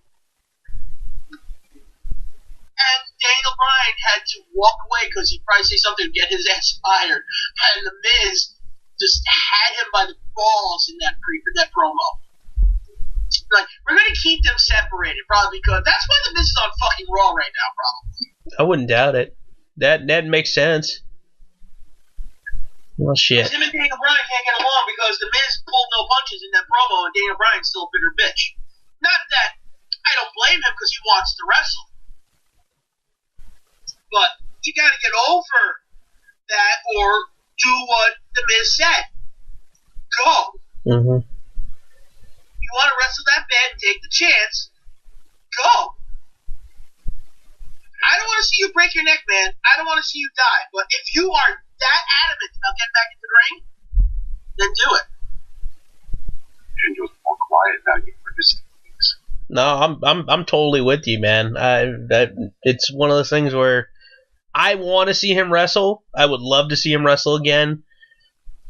Is he going to be putting his whole life in jeopardy? Is it worth it? That's what he's got to worry about now. Mm-hmm. I mean, it's I don't know. My thought goes to, if you go into it thinking taking things lightly, you might end up dead like Apollo Creed. Like, so who knows? I know that's a Rocky reference, but and totally Yes, we got that. totally wrong sport, but still. I will never disapprove of a Rocky 4 mention because that is my favorite Rocky, and I saw that on my birthday at midnight. Nice. Well, That was my birthday present to myself 2 years ago. nice. Well, for me, that was my subtle bullshit attempt to move us into SchwarzeNovember. Since we've been talking wrestling for a good hour now, which is kind of awesome because we haven't done that in quite some time, it feels like, anyway. We have a pay-per-view that we're really excited for, and, Survivor Series. Yeah, usually not even off the top of the show. We usually will, like, last half hour in or something like that. But that was pretty damn good. But it is SchwarzeNovember, Arnold SchwarzeNovember, for our movie marathon over at horrorsonline.proboards.com. So we do other things. I said do, I guess. Over there when it comes to movies, and there's wrestling thread and all that kind of stuff like that over there. So you want to pull up your list there, Scott? I think I already have my list up. Okay, you want to go first this time, or you want me to go first this time? Fine.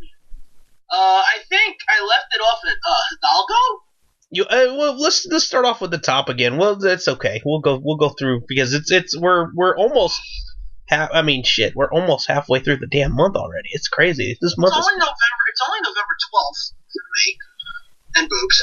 Wait, is it still November 12th for Boobs, or is it still November 11th? Nope, he's in the East Coast, right? East Coast time zone. Yeah, I can't tell with this shit anymore. So, yay, me and Boobs are in the future. Yay. So, my Arnold SchwarzeNovember started with Lethal Weapon 1, Lethal Weapon 2, and half of Lethal Weapon 3. Because then the DVD went kaplooey. Oh my god, it went kablooey in 2 different DVD players, so obviously there's something wrong with this. So, anyone wants a drawing, I want the quadrilogy for Lethal Weapon on my wish list. Okay. Just saying. I will draw a Lethal Weapon for Lethal Weapon. I'd even draw Lethal Weapons, the porno actress. Oh gosh. I might regret that, but I would do it. Then I watched Death Wish 5, The Face of Death, because I only have Death Wish 4 and Death Wish 5, thanks to Tomas. A lot of this list might be thanks to Tomas, actually. After that, I watched Four Brothers, which is a very schlocky action crime noir. It's not good. You skipped one.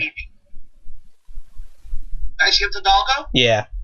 Okay, horse. Go more instead. Love interest. Not the horse. Sorry.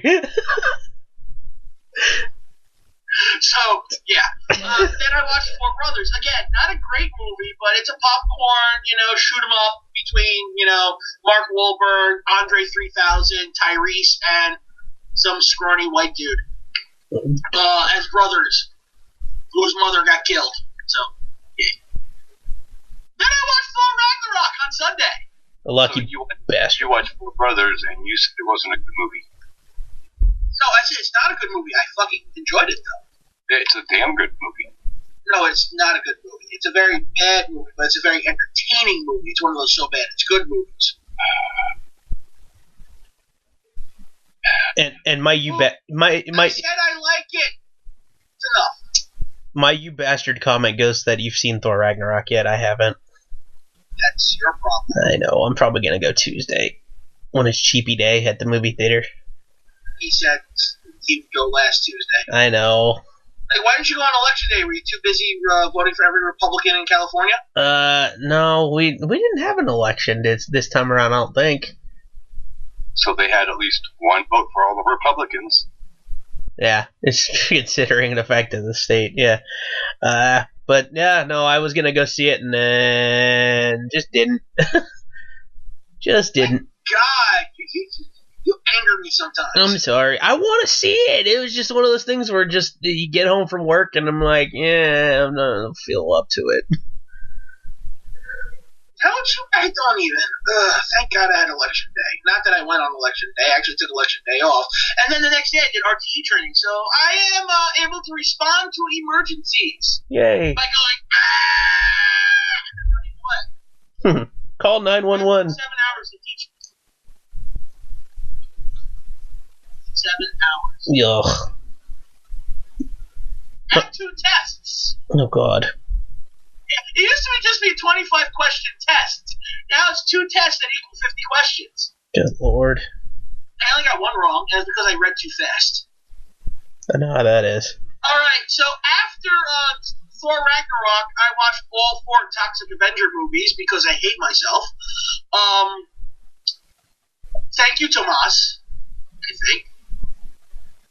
First one's good, as bad as it is. Second one's good, as bad as it is.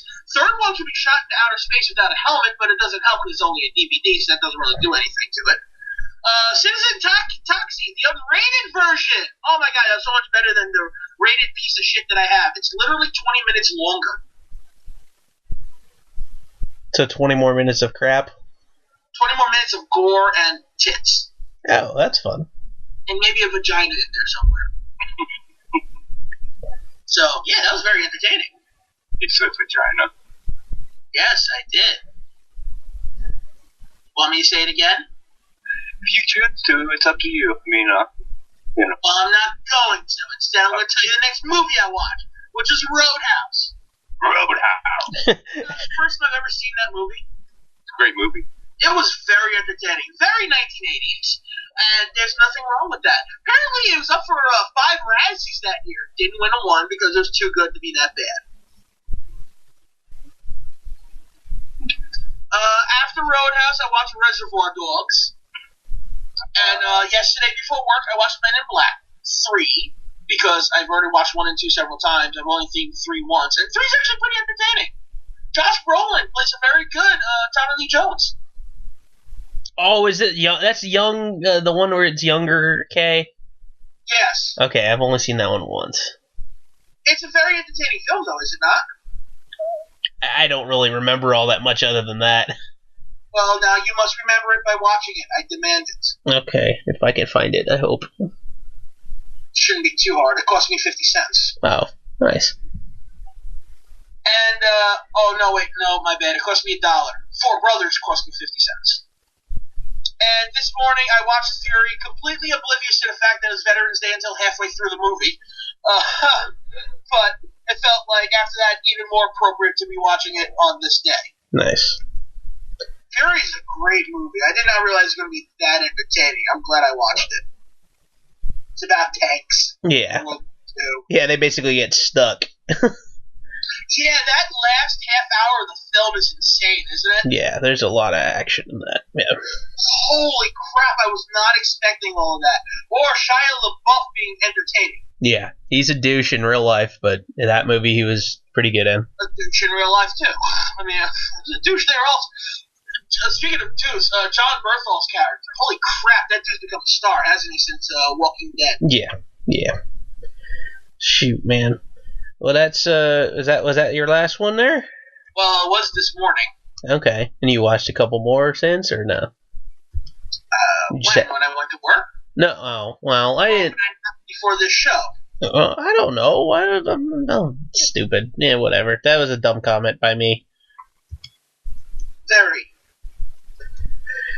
So what have you watched? All right. So from the top, I watched The Running Man, which for me is my favorite Arnold movie. Pirates of the Caribbean: Curse of the Black Pearl. I watched the first Men in Black because I hadn't seen that in a while myself. It still has its merits, doesn't it? Yeah, very much so.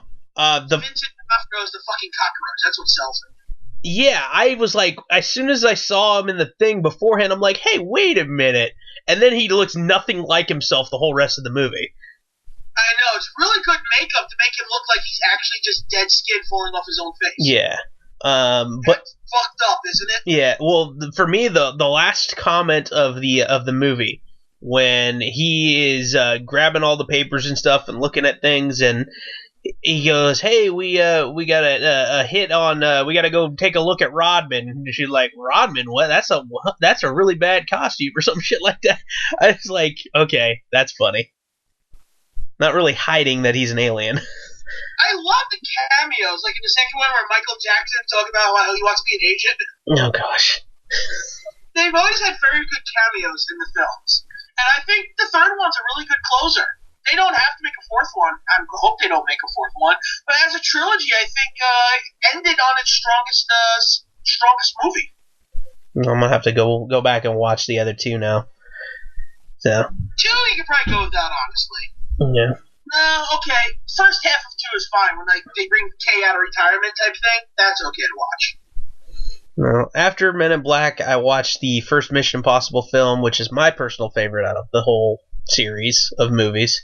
It's just the best one. Yeah, it's more psychological and techy rather than action, over the top stuff. There is a good enough amount for me personally, Plus but Emilio Estevez's death. Oh my god, the elevator shaft death is awesome. Dude, that still freaks me out seeing his head go just right up into it. Yeah, that still fucked me up a little. That really fucked me up as a kid because I wasn't really that tolerant of gore, and that just like his face caving in was like Yeah. And then I went on a Bond run there. I watched Dr. No, From Russia with Love, and Goldfinger. I started out at the beginning and went in order. Yeah. I'm not really a Bond guy per se. I've gone this long without seeing a Bond movie that didn't star Daniel Craig. I still think you see some of the Bronson films. You mean Pierce Brosnan? Yeah. Yeah, That dude. Yeah. I'll probably have to. I mean, I know, like, they all kind of came out when I was in high school, so I mean, I played the shit out of. Why would I watch a James Bond film in high school?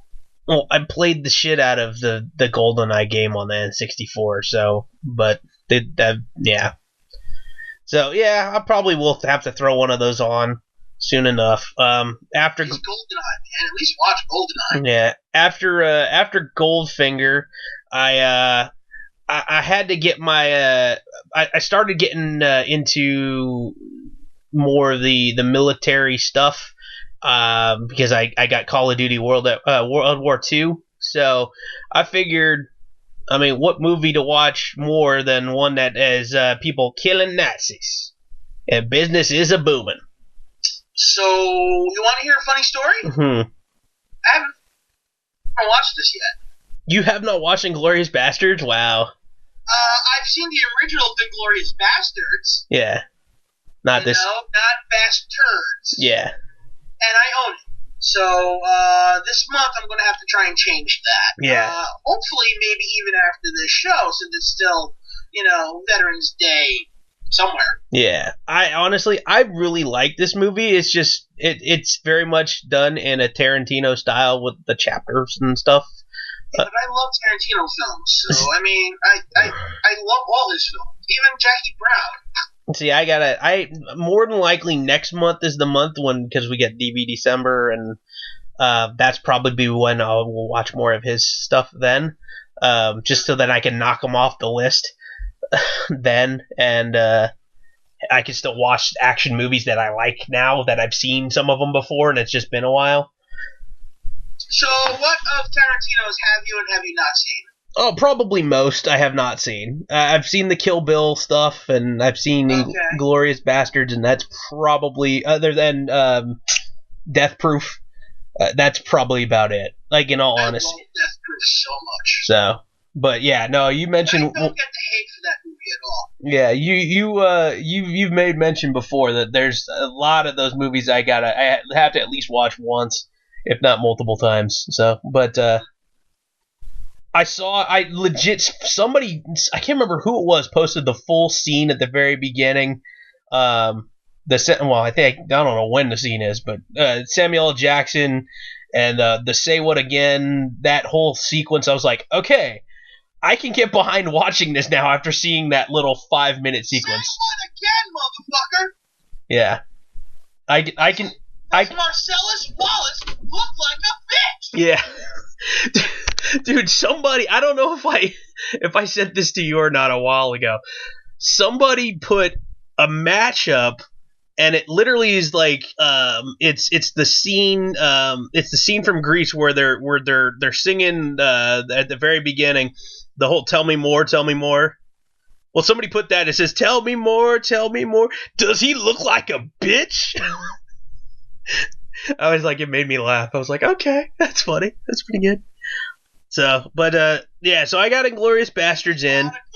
There's a lot of good scenes in that movie. Yeah. There's a great monologue by Christopher Walken, you know? So, you can throw that into this month. I think there's plenty of action in that film. It's very dramatic, but there's a lot of action. I'd allow it.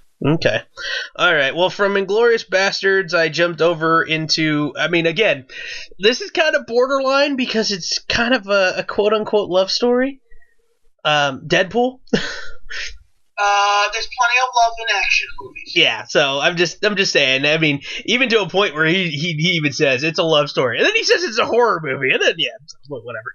A little bit of both. But it covers many genres of what the fuckness. Yeah. So then I watched G.I. Joe: The Rise of Cobra because The only good G.I. Joe. Yeah, I like. Oh, nice to watch Retaliation.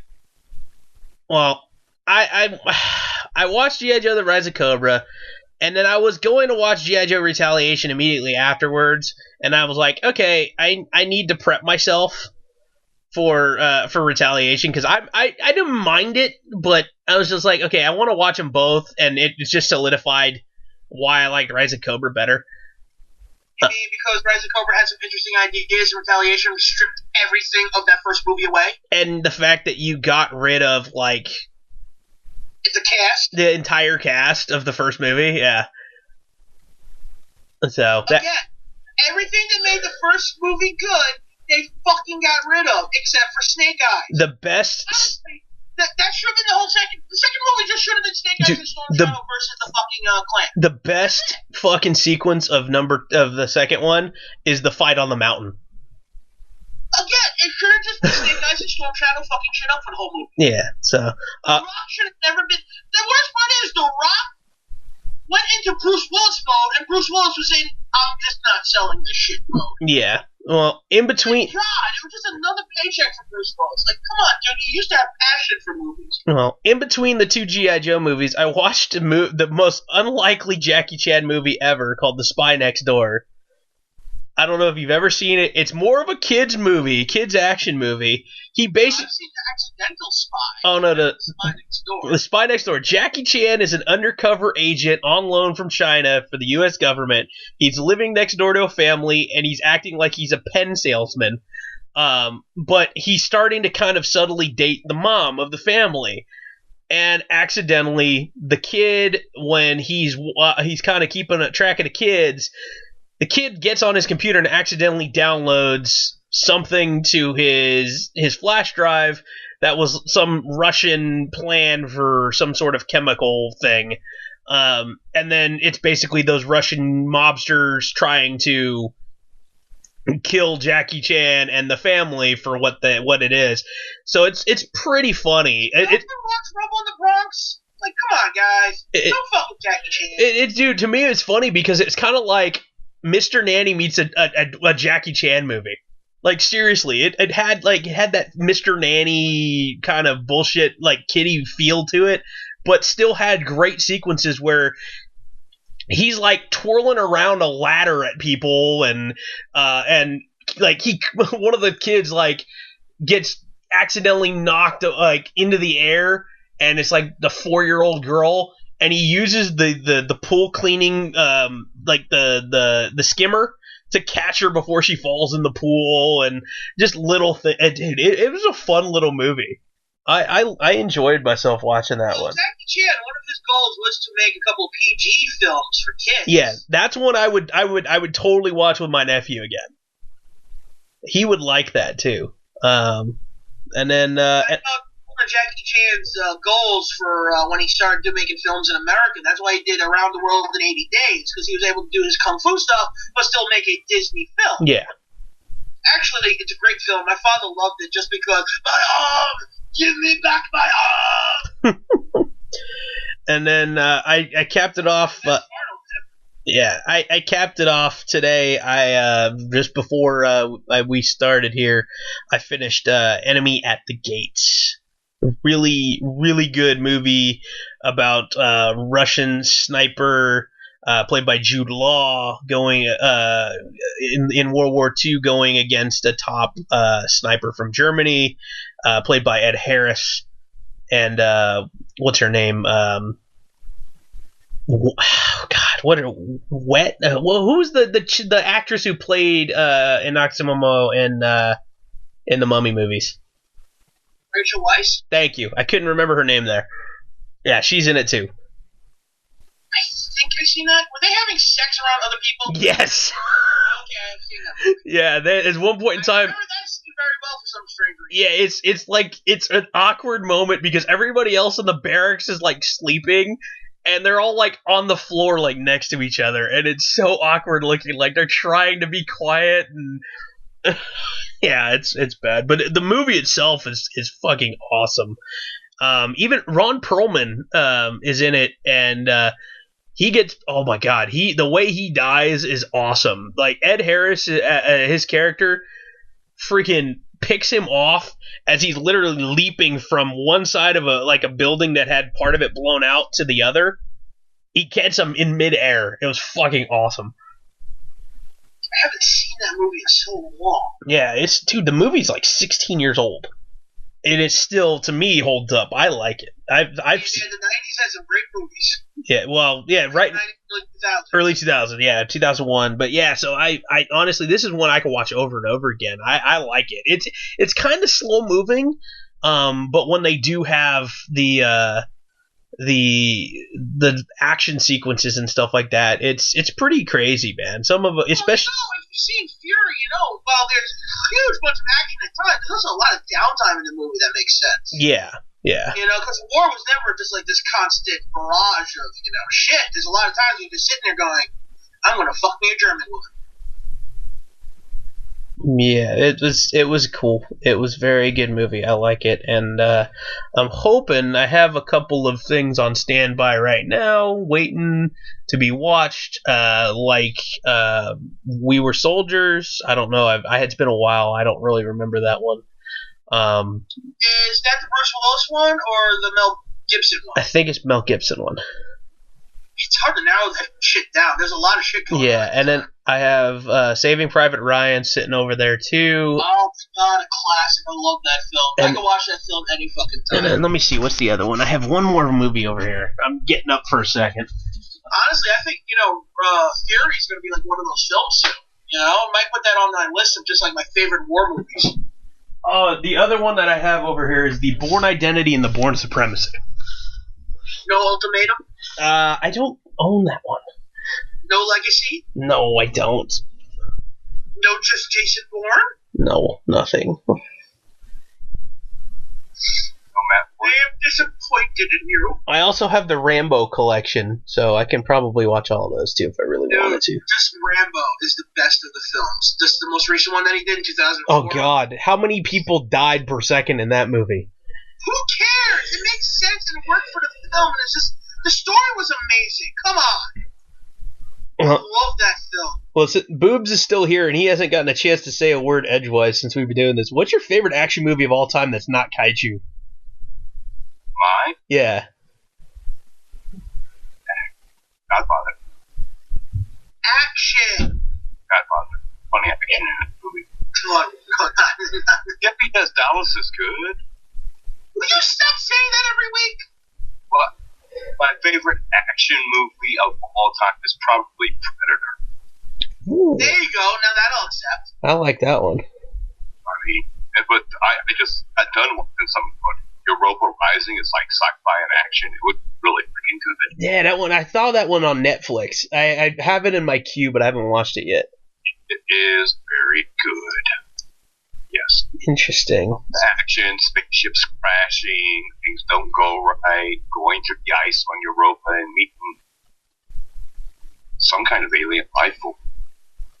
I gotta, honestly, Europa Rising or Europa Report? Europa Report. You're right. Yeah. I was about to say, because I watched that for Sci-Fi September, and I really enjoyed that, and I don't normally like found footage films. I enjoyed that a lot. It was really cool. Yeah, that alien at the end was straight out of the Matrix, let's be honest. That was freaking like, whoa, okay. Now we know why we don't go to Europa.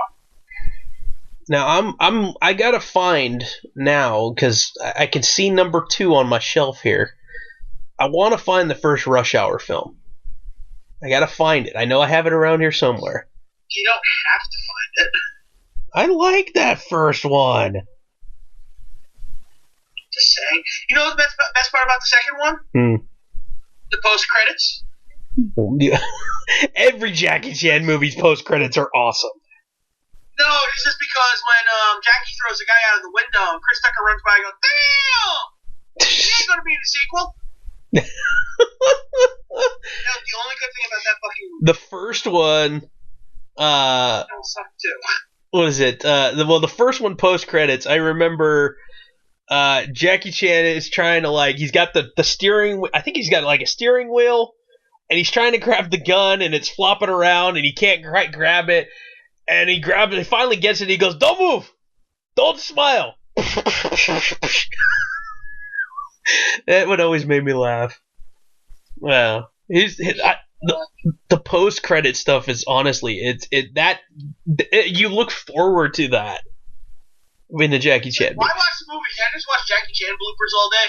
Yeah, honestly, I wish that they would do that more. And the crappy part about Redbox and all these other things, they have a rental version of the DVD or the Blu-ray. You don't get all the extra stuff in it. You get the movie. That's it.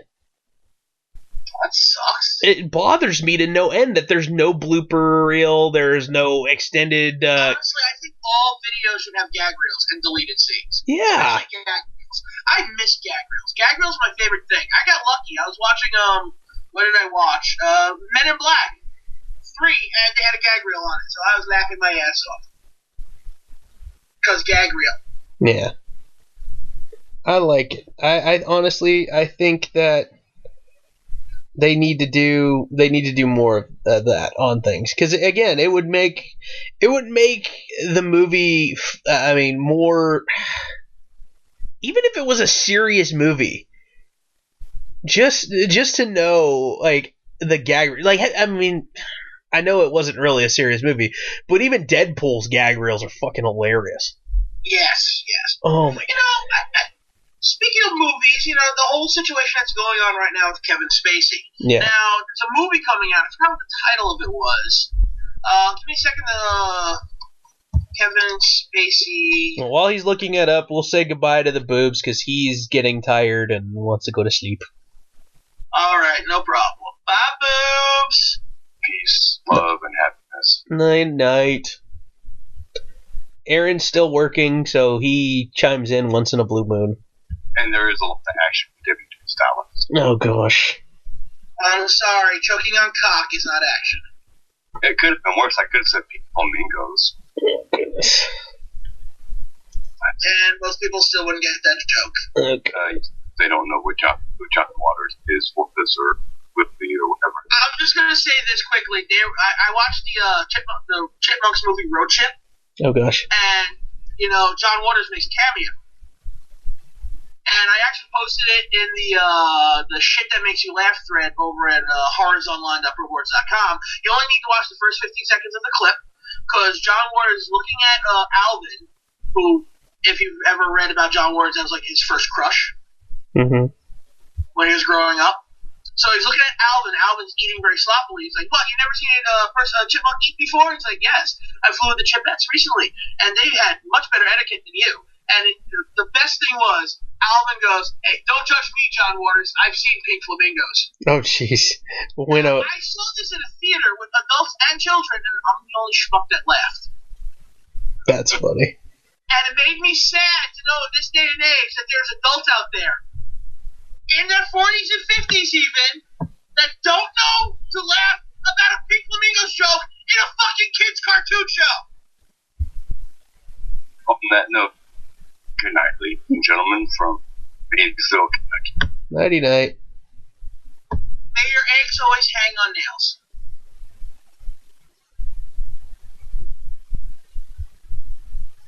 Okay, I missed that one. That's floppy tits. Oh, okay. Eggs hanging on nails. Okay. Pancakes. All right. So. That's a very good one, but I didn't get a reaction from Boobs. That's a real disappointment. Not that you didn't get it. Yeah. So, okay, Ridley Scott has a new movie coming out in December called All the Money in the World, and Kevin Spacey is in it. Now, Spacey has been accused of sexually abusing or sexual assault on many people throughout his life in Hollywood, and there's a lot of accusations being thrown around. And he kind of went, my bad? And now it's just flooding, and his career's over, essentially. They canceled House of Cards, and then they decided to say, fuck, we're not even going to finish recording this season to cancel House of Cards. And now he's going to be completely CGI out of this movie and replaced with Christopher Plummer, who's going to start recording scenes for it. And they're either going to re-record some scenes or seriously blue screen and shoot him into the movie. What are your thoughts on that?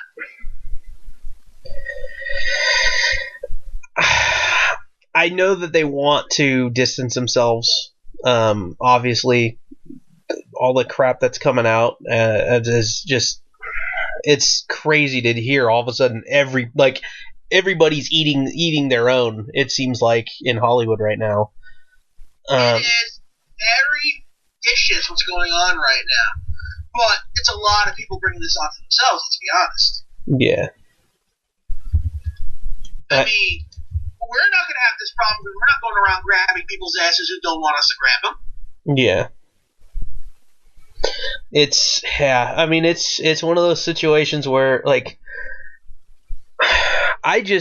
my thought process, I just wish people would be forthright about it immediately. If it happens, dude, say something. Don't wait till 20 years down the line or 10 years. Hell, don't wait 2 days. I mean, stuff like that, needs to be put out. I agree with you. Like, if something happens, fucking put it out there. But sometimes it is put out there, and no one listens. Louis C.K. has had accusations of, whipping his dick out and jerking it in front of people who didn't want him to jerk it. And he admitted to it. Now, apparently, this might have been reported over a year ago at first, at one point, and just went completely ignored. But now, the mindset in Hollywood is like, well, shit, now we have to listen to this stuff. This stuff's happening, I can understand wanting to get it out there, but how come no one goes to the cops about these things ever? Yeah, that's what they need to do. They need to file suits. I mean, yeah, that's I don't know, man. They need, something needs to be done. I mean, that's my real issue. It's like, all right, if this happened the way you said it happened, why haven't you involved police? What are you that afraid of? Okay, Kevin Spacey doesn't run Hollywood. I don't think you're going to lose your career over it. So why wouldn't this have been said then? Why? That's what always bothers me about this. I'm not saying that it didn't happen. I believe full-heartedly that it did. It's just why wait to get this all out there and then wait for someone else to finally be the one who says it, and then just flood the gates with it. Yeah. That being said, though, this shit needs to find a way to stop.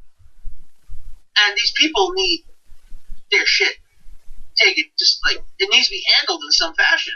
I don't know how I feel about Ridley Scott changing the movie the way he is, but you know what? Since the movie didn't come out, might as well. Yeah, that's fine. If it was like it, I'm not trying to lessen the situation because it's definitely way bigger than anything else. But it was like it would be almost like to a point where, like, just from the wrestling stuff, since we know, it would be like the WWF logo being fuzzed over in everything. But instead of it being fuzzed over, it's like we're going to superimpose the WWE logo over everything. Or we don't like Hulk Hogan anymore, so we're going to superimpose somebody else's face on Hulk Hogan and just call him something else. Like the whole joking about the Noob Saibot bit, but when someone blacked out Chris Benoit from the WrestleMania footage. Yeah. You know, sort of like that. If WWE actually did that shit, you know? Yeah.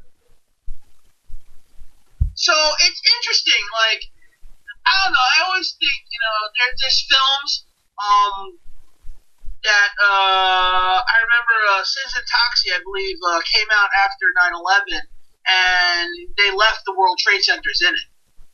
Yeah. And I think that's something you should do. That would be like going, like, not saying what's happening now. I think what's happening now is not a bad idea. That doesn't bother me because the movie's not out yet. You know? But that would be like going and, like, let's say I'm watching a movie from 1993, happens to have the World Trade Centers in it. They do a modern version, all of a sudden it's the Freedom Tower. You know? They updated it slightly. Yeah. Because they fucking Lucasified it, you know? They George Lucas it. Yeah. And instead of the Twin Towers, which I do, and I saw every day of my life for 20-some odd years of my life, now it's the fucking,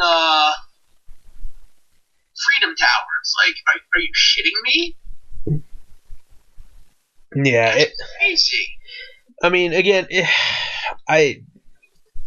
is a very difficult situation for movie makers, movie fans. Like, now, are we supposed to shun everything Kevin Spacey's done? Yeah, well, and even, little things have come out every single day where somebody somewhere has had something happen to them. And granted, I mean, like I said, I don't know anything about what goes on behind the scenes of Hollywood, but from what people keep talking about, especially the women having to basically not turn down anything that could be considered a sexual favor or something like that, just because they want their career to advance, is utter bullshit. I mean, again, somebody like that who is doing that to you deserves to lose their entire livelihood if that's the case. Because if he's doing it to you, it means he's probably done it to at least, dozens, if not hundreds, of other women, if that's the case. Yeah, this can't be an isolated incident. Exactly. Depending on who we're talking about here. I mean, there's a lot of situations going on. With Kevin Spacey, there's been at least 4 or 5 different men accusing him of, this situation. A handful of them have been underage, too. Well, when the accusation happens. And I mean Weinstein. That's when the whole slew of it all started. I just seen last night that somebody has now accused George Takei. So yeah, that was my first thought was oh my. But I'm sure. Even to a point where all this stuff happening, Twitter blew up because Ellen DeGeneres. She posted a picture of her and her wife, Portia de Rossi, I think that's her wife's name. Yes. A picture of them two with Katy Perry, and saying happy. Yeah, Ellen is totally just ogling her, and makes a comment about, hey, it's your. Well, but it's one of those things where if that was a man, everybody would be on that. It would be front page news. Oh yeah, there is a definite double standard when it comes to that, but dude, seriously, it's one of those things where right now, it's just anyone's gonna find a reason to complain about something, though. Well, and you see all the protests that are going on and all that shit, a lot of craziness going on out there right now. And we're living in a society where if people knew who we were completely from doing this show, we could be in trouble. Probably. And more just like, not because of the show that we do, it's just they don't like some of the things that we probably say. We don't even say anything that bad. No, not at all. I think we're an awfully tame show for the most part. Yeah, we say some tasteless jokes, but, hello, it's comedy. What's tasteless to you is comedy to us. Well, and I guess for me is the can of worms, the Pandora's box this is opening, especially even in take Hollywood aside from this whole situation. Society as a whole now, they're bringing up more and more. There's more and more talk when it comes to consent, and there are people out there even to a point who are talking like, oh, well, if you had sex with somebody and you regret it tomorrow, you've been raped. Yeah, that's dude. It's insane, dude. Like it's like our society as a whole is kind of on the downswing, and Hollywood now. This whole thing in Hollywood has just magnified it. Well, first of all, I'm a villain because I am a white straight male, even though I've done nothing to anyone. Yeah. And I don't have any privilege whatsoever, and I've worked hard for whatever shit that I do have. Yes. I'm the bad guy because I'm white and I like vagina. Yeah. It's insane. I mean, and I don't want to get too political, but I wanted to bring that part up because again, there's a microcosm of society there that's being brought to light, and then Hollywood is going crazy with something similar, and they're just eating their own. I mean, every single day it seems like there's something new coming out of Hollywood where somebody's getting accused of something. It's rampant right now, and but most of it seems to be legit. Yeah, and again, I think the only one I've heard that has kind of outright said this is bullshit is Jeremy Piven. Yeah, and that's one of those things too where I know for a fact if someone accused me of some bullshit, I'd be fighting tooth and nail to have this shit be like, you know what, no, that shit didn't happen, and I'm gonna sue you for defamation of character. Absolutely. And that's even to a point. Defend yourself. Well, that's why don't defend yourself at all. Yeah, well, that's even the thing. You see these people. I mean, again, there are people out there. I mean, again, you want to believe everybody, but there are some people out there that are gold diggers. And will say something, and again, my main thing is, if someone brings a lawsuit against you for sexual harassment or sexual assault, and you settle, you're guilty in my eyes. Mm-hmm. If you're not guilty, absolutely. You fight that thing. Exactly. So I don't understand what's going on in this world. It just seems like, just we all need to just grow the fuck up a little bit too. I mean, the problem is, I know I've used this word, the pussification of America. Oh yeah. And I know you agree with me on that one. Oh yeah. You've seen firsthand, especially with the next year's workforce. Yeah. Well, and lack thereof. Yeah, I mean, or no workforce. I don't necessarily want to come out right and be like, hey, we all need Jesus. I don't care. If you want to believe in something, believe in something. You don't want to believe in something, don't believe in something. But what we do need is I swear to God, I'm totally going to sound cliche because it's a Beatles song, but all you need is love, dude. We need to start treating each other with respect and love, and as a whole, hopefully society can heal from all the stuff that has gone on. But when everybody out there, it seems like, is ready to turn on their fellow neighbor, or I mean, I'm looking out for number one, and I'll be damned if you're going to get ahead of me, is your mindset. Dude, rising tide lifts all boats. If we at least can kind of work together for the common good, I mean, it's cool. I think we can do that. It's just, it seems like... They want to do that. They want their safe places. That's the problem. Yeah. I need my safe place. Yeah. No, you need to experience reality and understand that reality does not cater to you. You work around reality. That's the real problem these days. Mm-hmm. Instead of us teaching our children to buck up, we coddle them in a corner, like, it's going to be okay. It's going to be okay. No, it's not going to be okay. And sometimes you need to say that to a child. Yeah, shit happens and it does not traumatize them. Yeah, well, shit. It builds a thick skin. There's something floating around on the internet now that says, what is it? There's a reason for everything that happens in this life. Sometimes the reason is you're really bad at making decisions. Like, seriously, like, shit happens sometimes for no reason at all. And it's just, okay, I got punched in the mouth. I gotta freaking just take it and get up. Look, I was on Medicaid for many years. I lost Medicaid. And I know we've had conversations about this before. You never really complained about me being on it because you understood my situation. Yeah, no, I know everybody's situation is different. You know, and you know what it was for me. Now, I pay for my own insurance. Okay? Mm-hmm. I didn't bitch. I didn't moan. After it fucking happened, I tried to fight it. Didn't work. All right, man up. Bought insurance. Yeah, I mean... I didn't blame anyone but myself. It was all my fault. Because I made a mistake. I didn't check shit over. It's like, well, it's my fault. Now I have to pay for it. This is part of real life. I'm a 35-year-old man. I had to pay for my own insurance. I got over it very fast.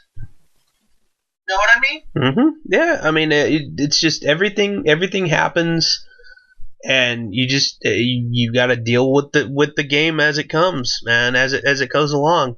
You have to adjust on the fly. I mean, you would think, especially the video game generation, would be able to deal with shit more.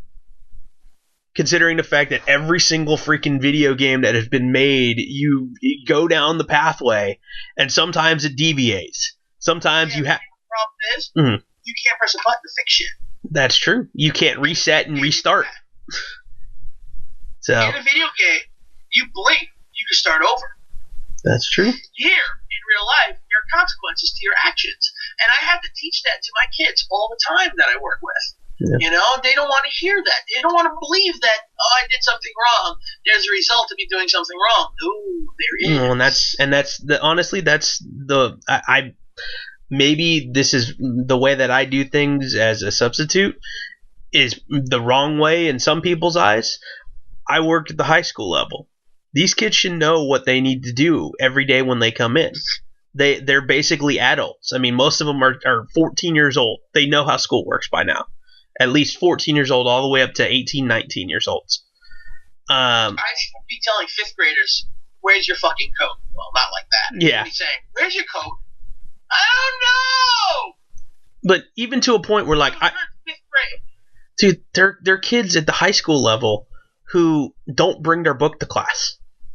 It's like, dude, it's a history class. You're going to probably need your book almost every day. Or, oh, every day I'm in there or whatnot. Hey, can I borrow a pencil? Really? Like, you've stolen 4 of them from me already. Because you take them with you to the next class. Or I mean, in general, or you act a fool in class.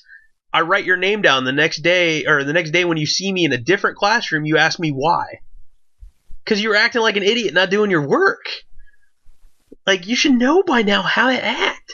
But just for some reason now, like, I guess, I don't know what's going on right now, but it's just, everything is upside down, dude. It's kind of weird. And I don't know what it is. I mean, there's so many things out there that I guess maybe we've become desensitized to certain things, and certain things are okay now and accepted, when back when you and I were in high school that were not even close to being acceptable. So it's a crazy situation, man.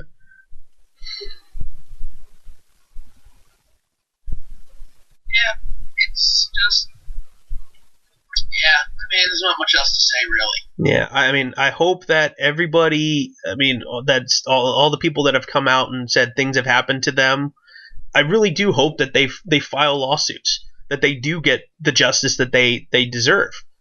And I personally hope that if this does keep happening to people, that those people don't wait. They don't hesitate. Exactly. They go to the cops. Exactly. These people should be in jail if they pull this shit. We're not saying that they shouldn't be in jail. That's obviously that's the main thing that we're saying from here. Yeah. They need to be put the fuck away. Mm-hmm. Okay? If they're doing this shit, or at least they need to be severely punished in some fashion. Exactly. But for fuck's sake, you gotta say something. Yeah. And say it before 10 years down the line. Yeah. Yeah. I mean, again, don't wait. Don't think that it's going to ruin your career if you say something, because in all honesty, you should be lauded as a hero for coming out and doing that, because that's not, I mean, what happened to you isn't right, and that person should be punished. That person should be out of a job. That person should be in jail and lose everything that has to do with their livelihood. I mean, Weinstein, everybody's trying to distance themselves from Harvey Weinstein, even to a point where the Weinstein group is talking about changing their name. Well, you know what? You might have to. So, makes sense. I hate to say it, but, it's pretty bad. It's a pretty big black mark on the whole thing, and people's going to notice this and remember this. And you might just have to be like, okay, we're changing. Yeah. We have to change everything. Mm-hmm. Start over, like we've been saying for TNA to do. Yeah, start out fresh. Don't be anything related to how you used to be. Don't have anything that, I mean, you're gonna have to change the look of things, the feel of things, the management maybe, because the management might have been complicit in certain issues and overlooking things and letting them go. I mean, that's another completely different can of worms. Is how many people knew about all this stuff going on for so long and never said anything themselves. There's been a claim about this with a DC Comics editor, too. Oh, jeez. And apparently that was mentioned like a year ago by the woman who was leaving, who used to run Vertigo Comics. Then she left. She made comments about it, and now people are, clamoring for him to be dealt with. Yeah. Yeah, this stuff has to be taken care of. I don't care, man, woman, whoever. That shit doesn't fly with me at all. And it doesn't fly with a lot of people, but the victims have to come out and say something. Otherwise, nothing's ever going to be done. Nothing's ever going to change. Yeah. So, well, shit, man. We ended on a heavy note there tonight. Holy shit. Well, then let's light this up because we got some good news then. Okay, what good news do we got here? Season 4 has been confirmed. Oh my god! I'm so happy. Yes. For those who don't know, we are Lucha Underground fans. Just a little bit. If you don't know, that means this is your first episode, and I'm sorry. I just made myself laugh. I'm funny. Anyway, Lucha Underground confirmed on its Twitter, its Instagram, and Johnny Mundo Yeah. pretty much announced that Lucha Underground Season 4 is happening, and it should be happening early next year. So, get the tissues out, get the lube ready, and get yourself a lonely place. Oh, God. And honestly, the way that they pitched it with the vignette with Mundo having the four fingers up, and like first season he put Lucha Underground on the map, the second season he started whatever the greatest best faction in pro wrestling. Yeah. Number 3, he ascended to the top, and now year 4, he's gonna get his title back. I was like, oh my god, that's perfect. And it was so storytelling for a show that's mainly about the storytelling. Well, which is very surprising because usually we're sitting there going, I don't care about the storytelling in wrestling anymore. Just give me the matches. Yeah, well, and in the way that they did it, it was so minimalistic too. It's literally all you see is a hand and the voiceover, and then at the very end you see Mundo's face for like a half a second, and then Lucha Underground. Just all it said was, I think all it says was the number 4 in the Lucha Underground colors. Yeah, the Lucha Underground billboard, the mask and 4. Okay, so yeah, it was just like, oh my god, I went crazy as soon as I saw that. Yeah, I actually saw your post on Instagram first, and then I saw Lucha Underground's post about it. And then I'm like, well, I'm posting about this too. Yeah, that made me so happy. And honestly, dude, it's funny. Last night, I went to the Clash at the Cow Palace for All Pro Wrestling out here in California. I saw you lucky bastards. So I'm like, everyone I know is going to indie shows but me these days. Yeah, well, the match of the night had freaking Brian Cage and Michael Elgin taking on the Reno Scum. Okay, so Reno Scum, you guys know from Impact. Cage from Lucha Underground, Michael Elgin from ROH in Japan. Dude, it's so funny to see Michael Elgin because everybody knows him as Big Mike, and he's an average-looking dude next to Luster the Legend and Brian Cage. He's an average-looking dude in general. He's not big. But yeah, Arms and legs, he's like 4.5 feet tall. Dude, but it's so funny because you think of him as this big dude, and he pulls off a suicide dive, and he pulls off a freaking Hurricane Rana, and I'm like, this is just weird. I'm sorry, no, I never thought of him as a big dude. I actually always thought of him as mini Dr. Death. Yeah, Dr. Death and Jamie Noble had a kid. And Jamie Noble's height. Yeah, so, but that match was match of the night for me. I got to see the Joey Ryan shtick in person. It was a mixed tag, him and Candice LeRae against Colt Cabana and Tessa Blanchard. I'm so happy because I've actually had a chance to see Colt Cabana live. I know you don't like Colt Cabana, but I've been a Colt Cabana fan for a while now. Dude, Candice like Colt Cabana. Huh? I used to like Colt Cabana. Yeah, no, Candice LeRae is an awesome worker. Tessa Blanchard's an awesome worker. That match should be signed to WWE. Yeah, that match was fun. Hey, at least Mercedes Martinez is still around. Yeah, that is true. And then the Happy. Jack Swagger wrestled against Jeff Cobb, who is Matanza Cueto. It was more of it seemed like amateurish shoot fight more so than anything. Cobb. It should be interesting. Yeah, Cobb retained the APW title.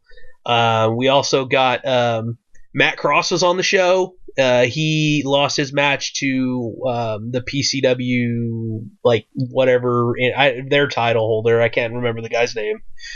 And then we had the main event was Ray Phoenix, and I have to give them their other names. It was Penta El Cerro M, Pentagon Dark. I don't know why, because a Lucha Underground apparently owns their names. I don't know. So, but yeah, that's why those names are changed. You know, that's why I think he changed them from Pentagon Junior to Pentagon Dark so they get copyright. But he's been going on the indies as Penta El Cerro M. I was like, what? So basically, he's Penta Zero, not quite the fear. I don't know. But they faced off against a freshly masked, I guess, Juventud Guerrera and Rey Mysterio. So it's so weird seeing Juvi with a mask again. I didn't know Juvi was still alive. Yeah, so yeah, but that match, as much I expected more from it. Ray got to the arena late because he was coming in from somewhere else, and he looked like he was tired or jet lagged or something because he botched a couple of moves in the match, and they had to retighten the ropes like so much by the main event because Phoenix went to go do a spot like to get into the ring and almost fell on his ass. So they literally came in and cranked the ropes right before Ray came out. It was funny, but I'm just glad nobody got hurt. But it was a fun night, man. I had a good time with it. Good. Yeah, I'm glad to see. I mean, action at the Cow Palace again. They probably had 2,000 people there. That's a good draw. Yeah, so, it wasn't the whole Cow Palace by any stretch of the imagination, but still, to have, seats, they sold out of the ringside seats with the meet and greets that were $100 a piece. I think it was $100. Yeah. That's really front row at a show with the meet and greet. Yeah, they had the Rey Mysterio meet and greet. They had a couple others that they did with the meet and greet. And then you had the $50 floor seats, which I think they got you in early, and then you could do the meet and greet as well. But I'm not sure who was in that meet and greet. And then you had general admission for $25. I paid $25. I legitimately sat like 15 rows from the ring. I was literally like the third or fourth row up on the risers behind the floor seats. Did you choose to sit there on purpose? Yeah. Or that's just where general admission was? Well, no. Well, my friends who went with me, they ran in because I had to go use the restroom, and they ran in and they grabbed those seats because the seats on the floor were those $50 or $100 seats, and then the risers start, and so. I mean, they literally went there and they grabbed the seats that were as close to dead center of the ring as possible, and it was like 3 rows up on the riser, something like that. I mean, they were awesome seats, and we only paid $25. I'm sorry, I'm used to paying $20 and sitting third row. Yeah, see, but again, it's one of those things where it's just a little different. I've done it where other indie shows, if it was a smaller venue, $25 is front row seats. We'd have 40 to 50 sometimes here in New York. We're overpriced when it comes to shows. Yeah, So I'd pay my 20 or 25, depending, and I'd sit third row because I could be a douchebag from there and people would still hear me. Dude, I've legit gone to an indie show where I paid $5 to get in and sat front row, and it was like there was maybe 60 people in the audience. Double fuck you. So, and it wasn't the greatest indie show ever, but it was like, okay, it's an indie show for $5. I can't complain. Triple fuck you. So, all right. Well, on that note, we livened it up a little bit to end on. So, be sure to hit the subscribe button, hit the bell to add Gorilla Blood Radio to your YouTube. Add us up on Instagram, Gorilla Blood Radio there, Scott NDX. I am DKorea247. If you really want to add the Boobs, or Aaron, you can. It's the Boobs247 and the Aaron Kendrick over there on Instagram as well. Both of them kind of. Boobs tuckered out and Aaron actually had to work, so they left early, but it's all good. We appreciate them joining us tonight. And Scott, you are awesome as always out there in the NYC. Shoot, anything else you want to add before we sign it off here? I'm guessing that's a no. I was just trying to think of something, but I just fucking couldn't. You're getting that point where you're going to go watch a movie and draw something and then fall asleep. Oh, no, I drew something during our conversation, actually. Oh, nice. Well, check his Instagram out. So I should be putting that. I don't know if it's Stan Lee or I have no idea what the fuck I drew. It's just an old dude with a mustache. So. Okay. It's not Heisenberg, is it? No. No, he has hair. Okay. So, all right. Well, next week. Nobody get that reference. Yeah. Well, we'll see. Next week, maybe have a show, maybe not have a show because of the Survivor Series War Games weekend. It just all depends because I know Scott works at an unnamed job that he usually is working. I changed my hours. I'm not getting off at 9. I'm getting off at fucking 10. So he's gonna want to watch the War Games thing when he gets back from work, which is right around the time we start our show. It seems like sometimes, depending on the bus schedule. Yeah, because I walk to the bus. Sure, we'll go with that. Okay. But we'll see how it goes. I don't know. So maybe we'll be back next week. Might be a couple weeks. But either way, check us out and then, listen to us and go back and listen to all the other stuff because, I mean, for the love of God, like, if you didn't hate yourself already, I mean, you could hate yourself more by listening to all of our old crap. So, I don't know. Yeah, that's an endorsement right there. Dude, honestly, as much as I joke and kid, man, we've had fun doing this for as long as we have. And, it's been one of those things where the show has evolved so much from just being a wrestling show to us bullshitting and talking about movies and pop culture. It also evolved from having fans to just us talk bullshitting and hoping maybe somebody will actually listen to us. Yeah. No, well, but either way, we have fun. Oh man, it's all good. So, all right. Well, that revenue we make from YouTube, man. Yeah, exactly. Oh man, the negative monies. Are we even monetized? We have like the big red, or are we not even close to being monetized? Because of just how many few people we don't have watching us. It's probably that. But in all honesty, if they really gave a damn to actually try to monetize us, they'd probably listen to the content and be like, nope. Especially when we start shows with like fuck. Exactly. Fuck. Did I mention fuck because fuck. Yeah. Fuck. Well, also, I mean, using saying tits and vagina, not in a scientific sense, will get you not monetized or anything like that. So Tits and vagina in the non-scientific sense is the best sense of all. yeah. So, well. All right. Well, on that note, maybe we'll see you next week. They don't have enough access to tits and vagina. They're jealous. Well, next week, maybe. Otherwise, we'll see you in 2 weeks here on Gorilla Blood Radio. Night, Scott. Yeah.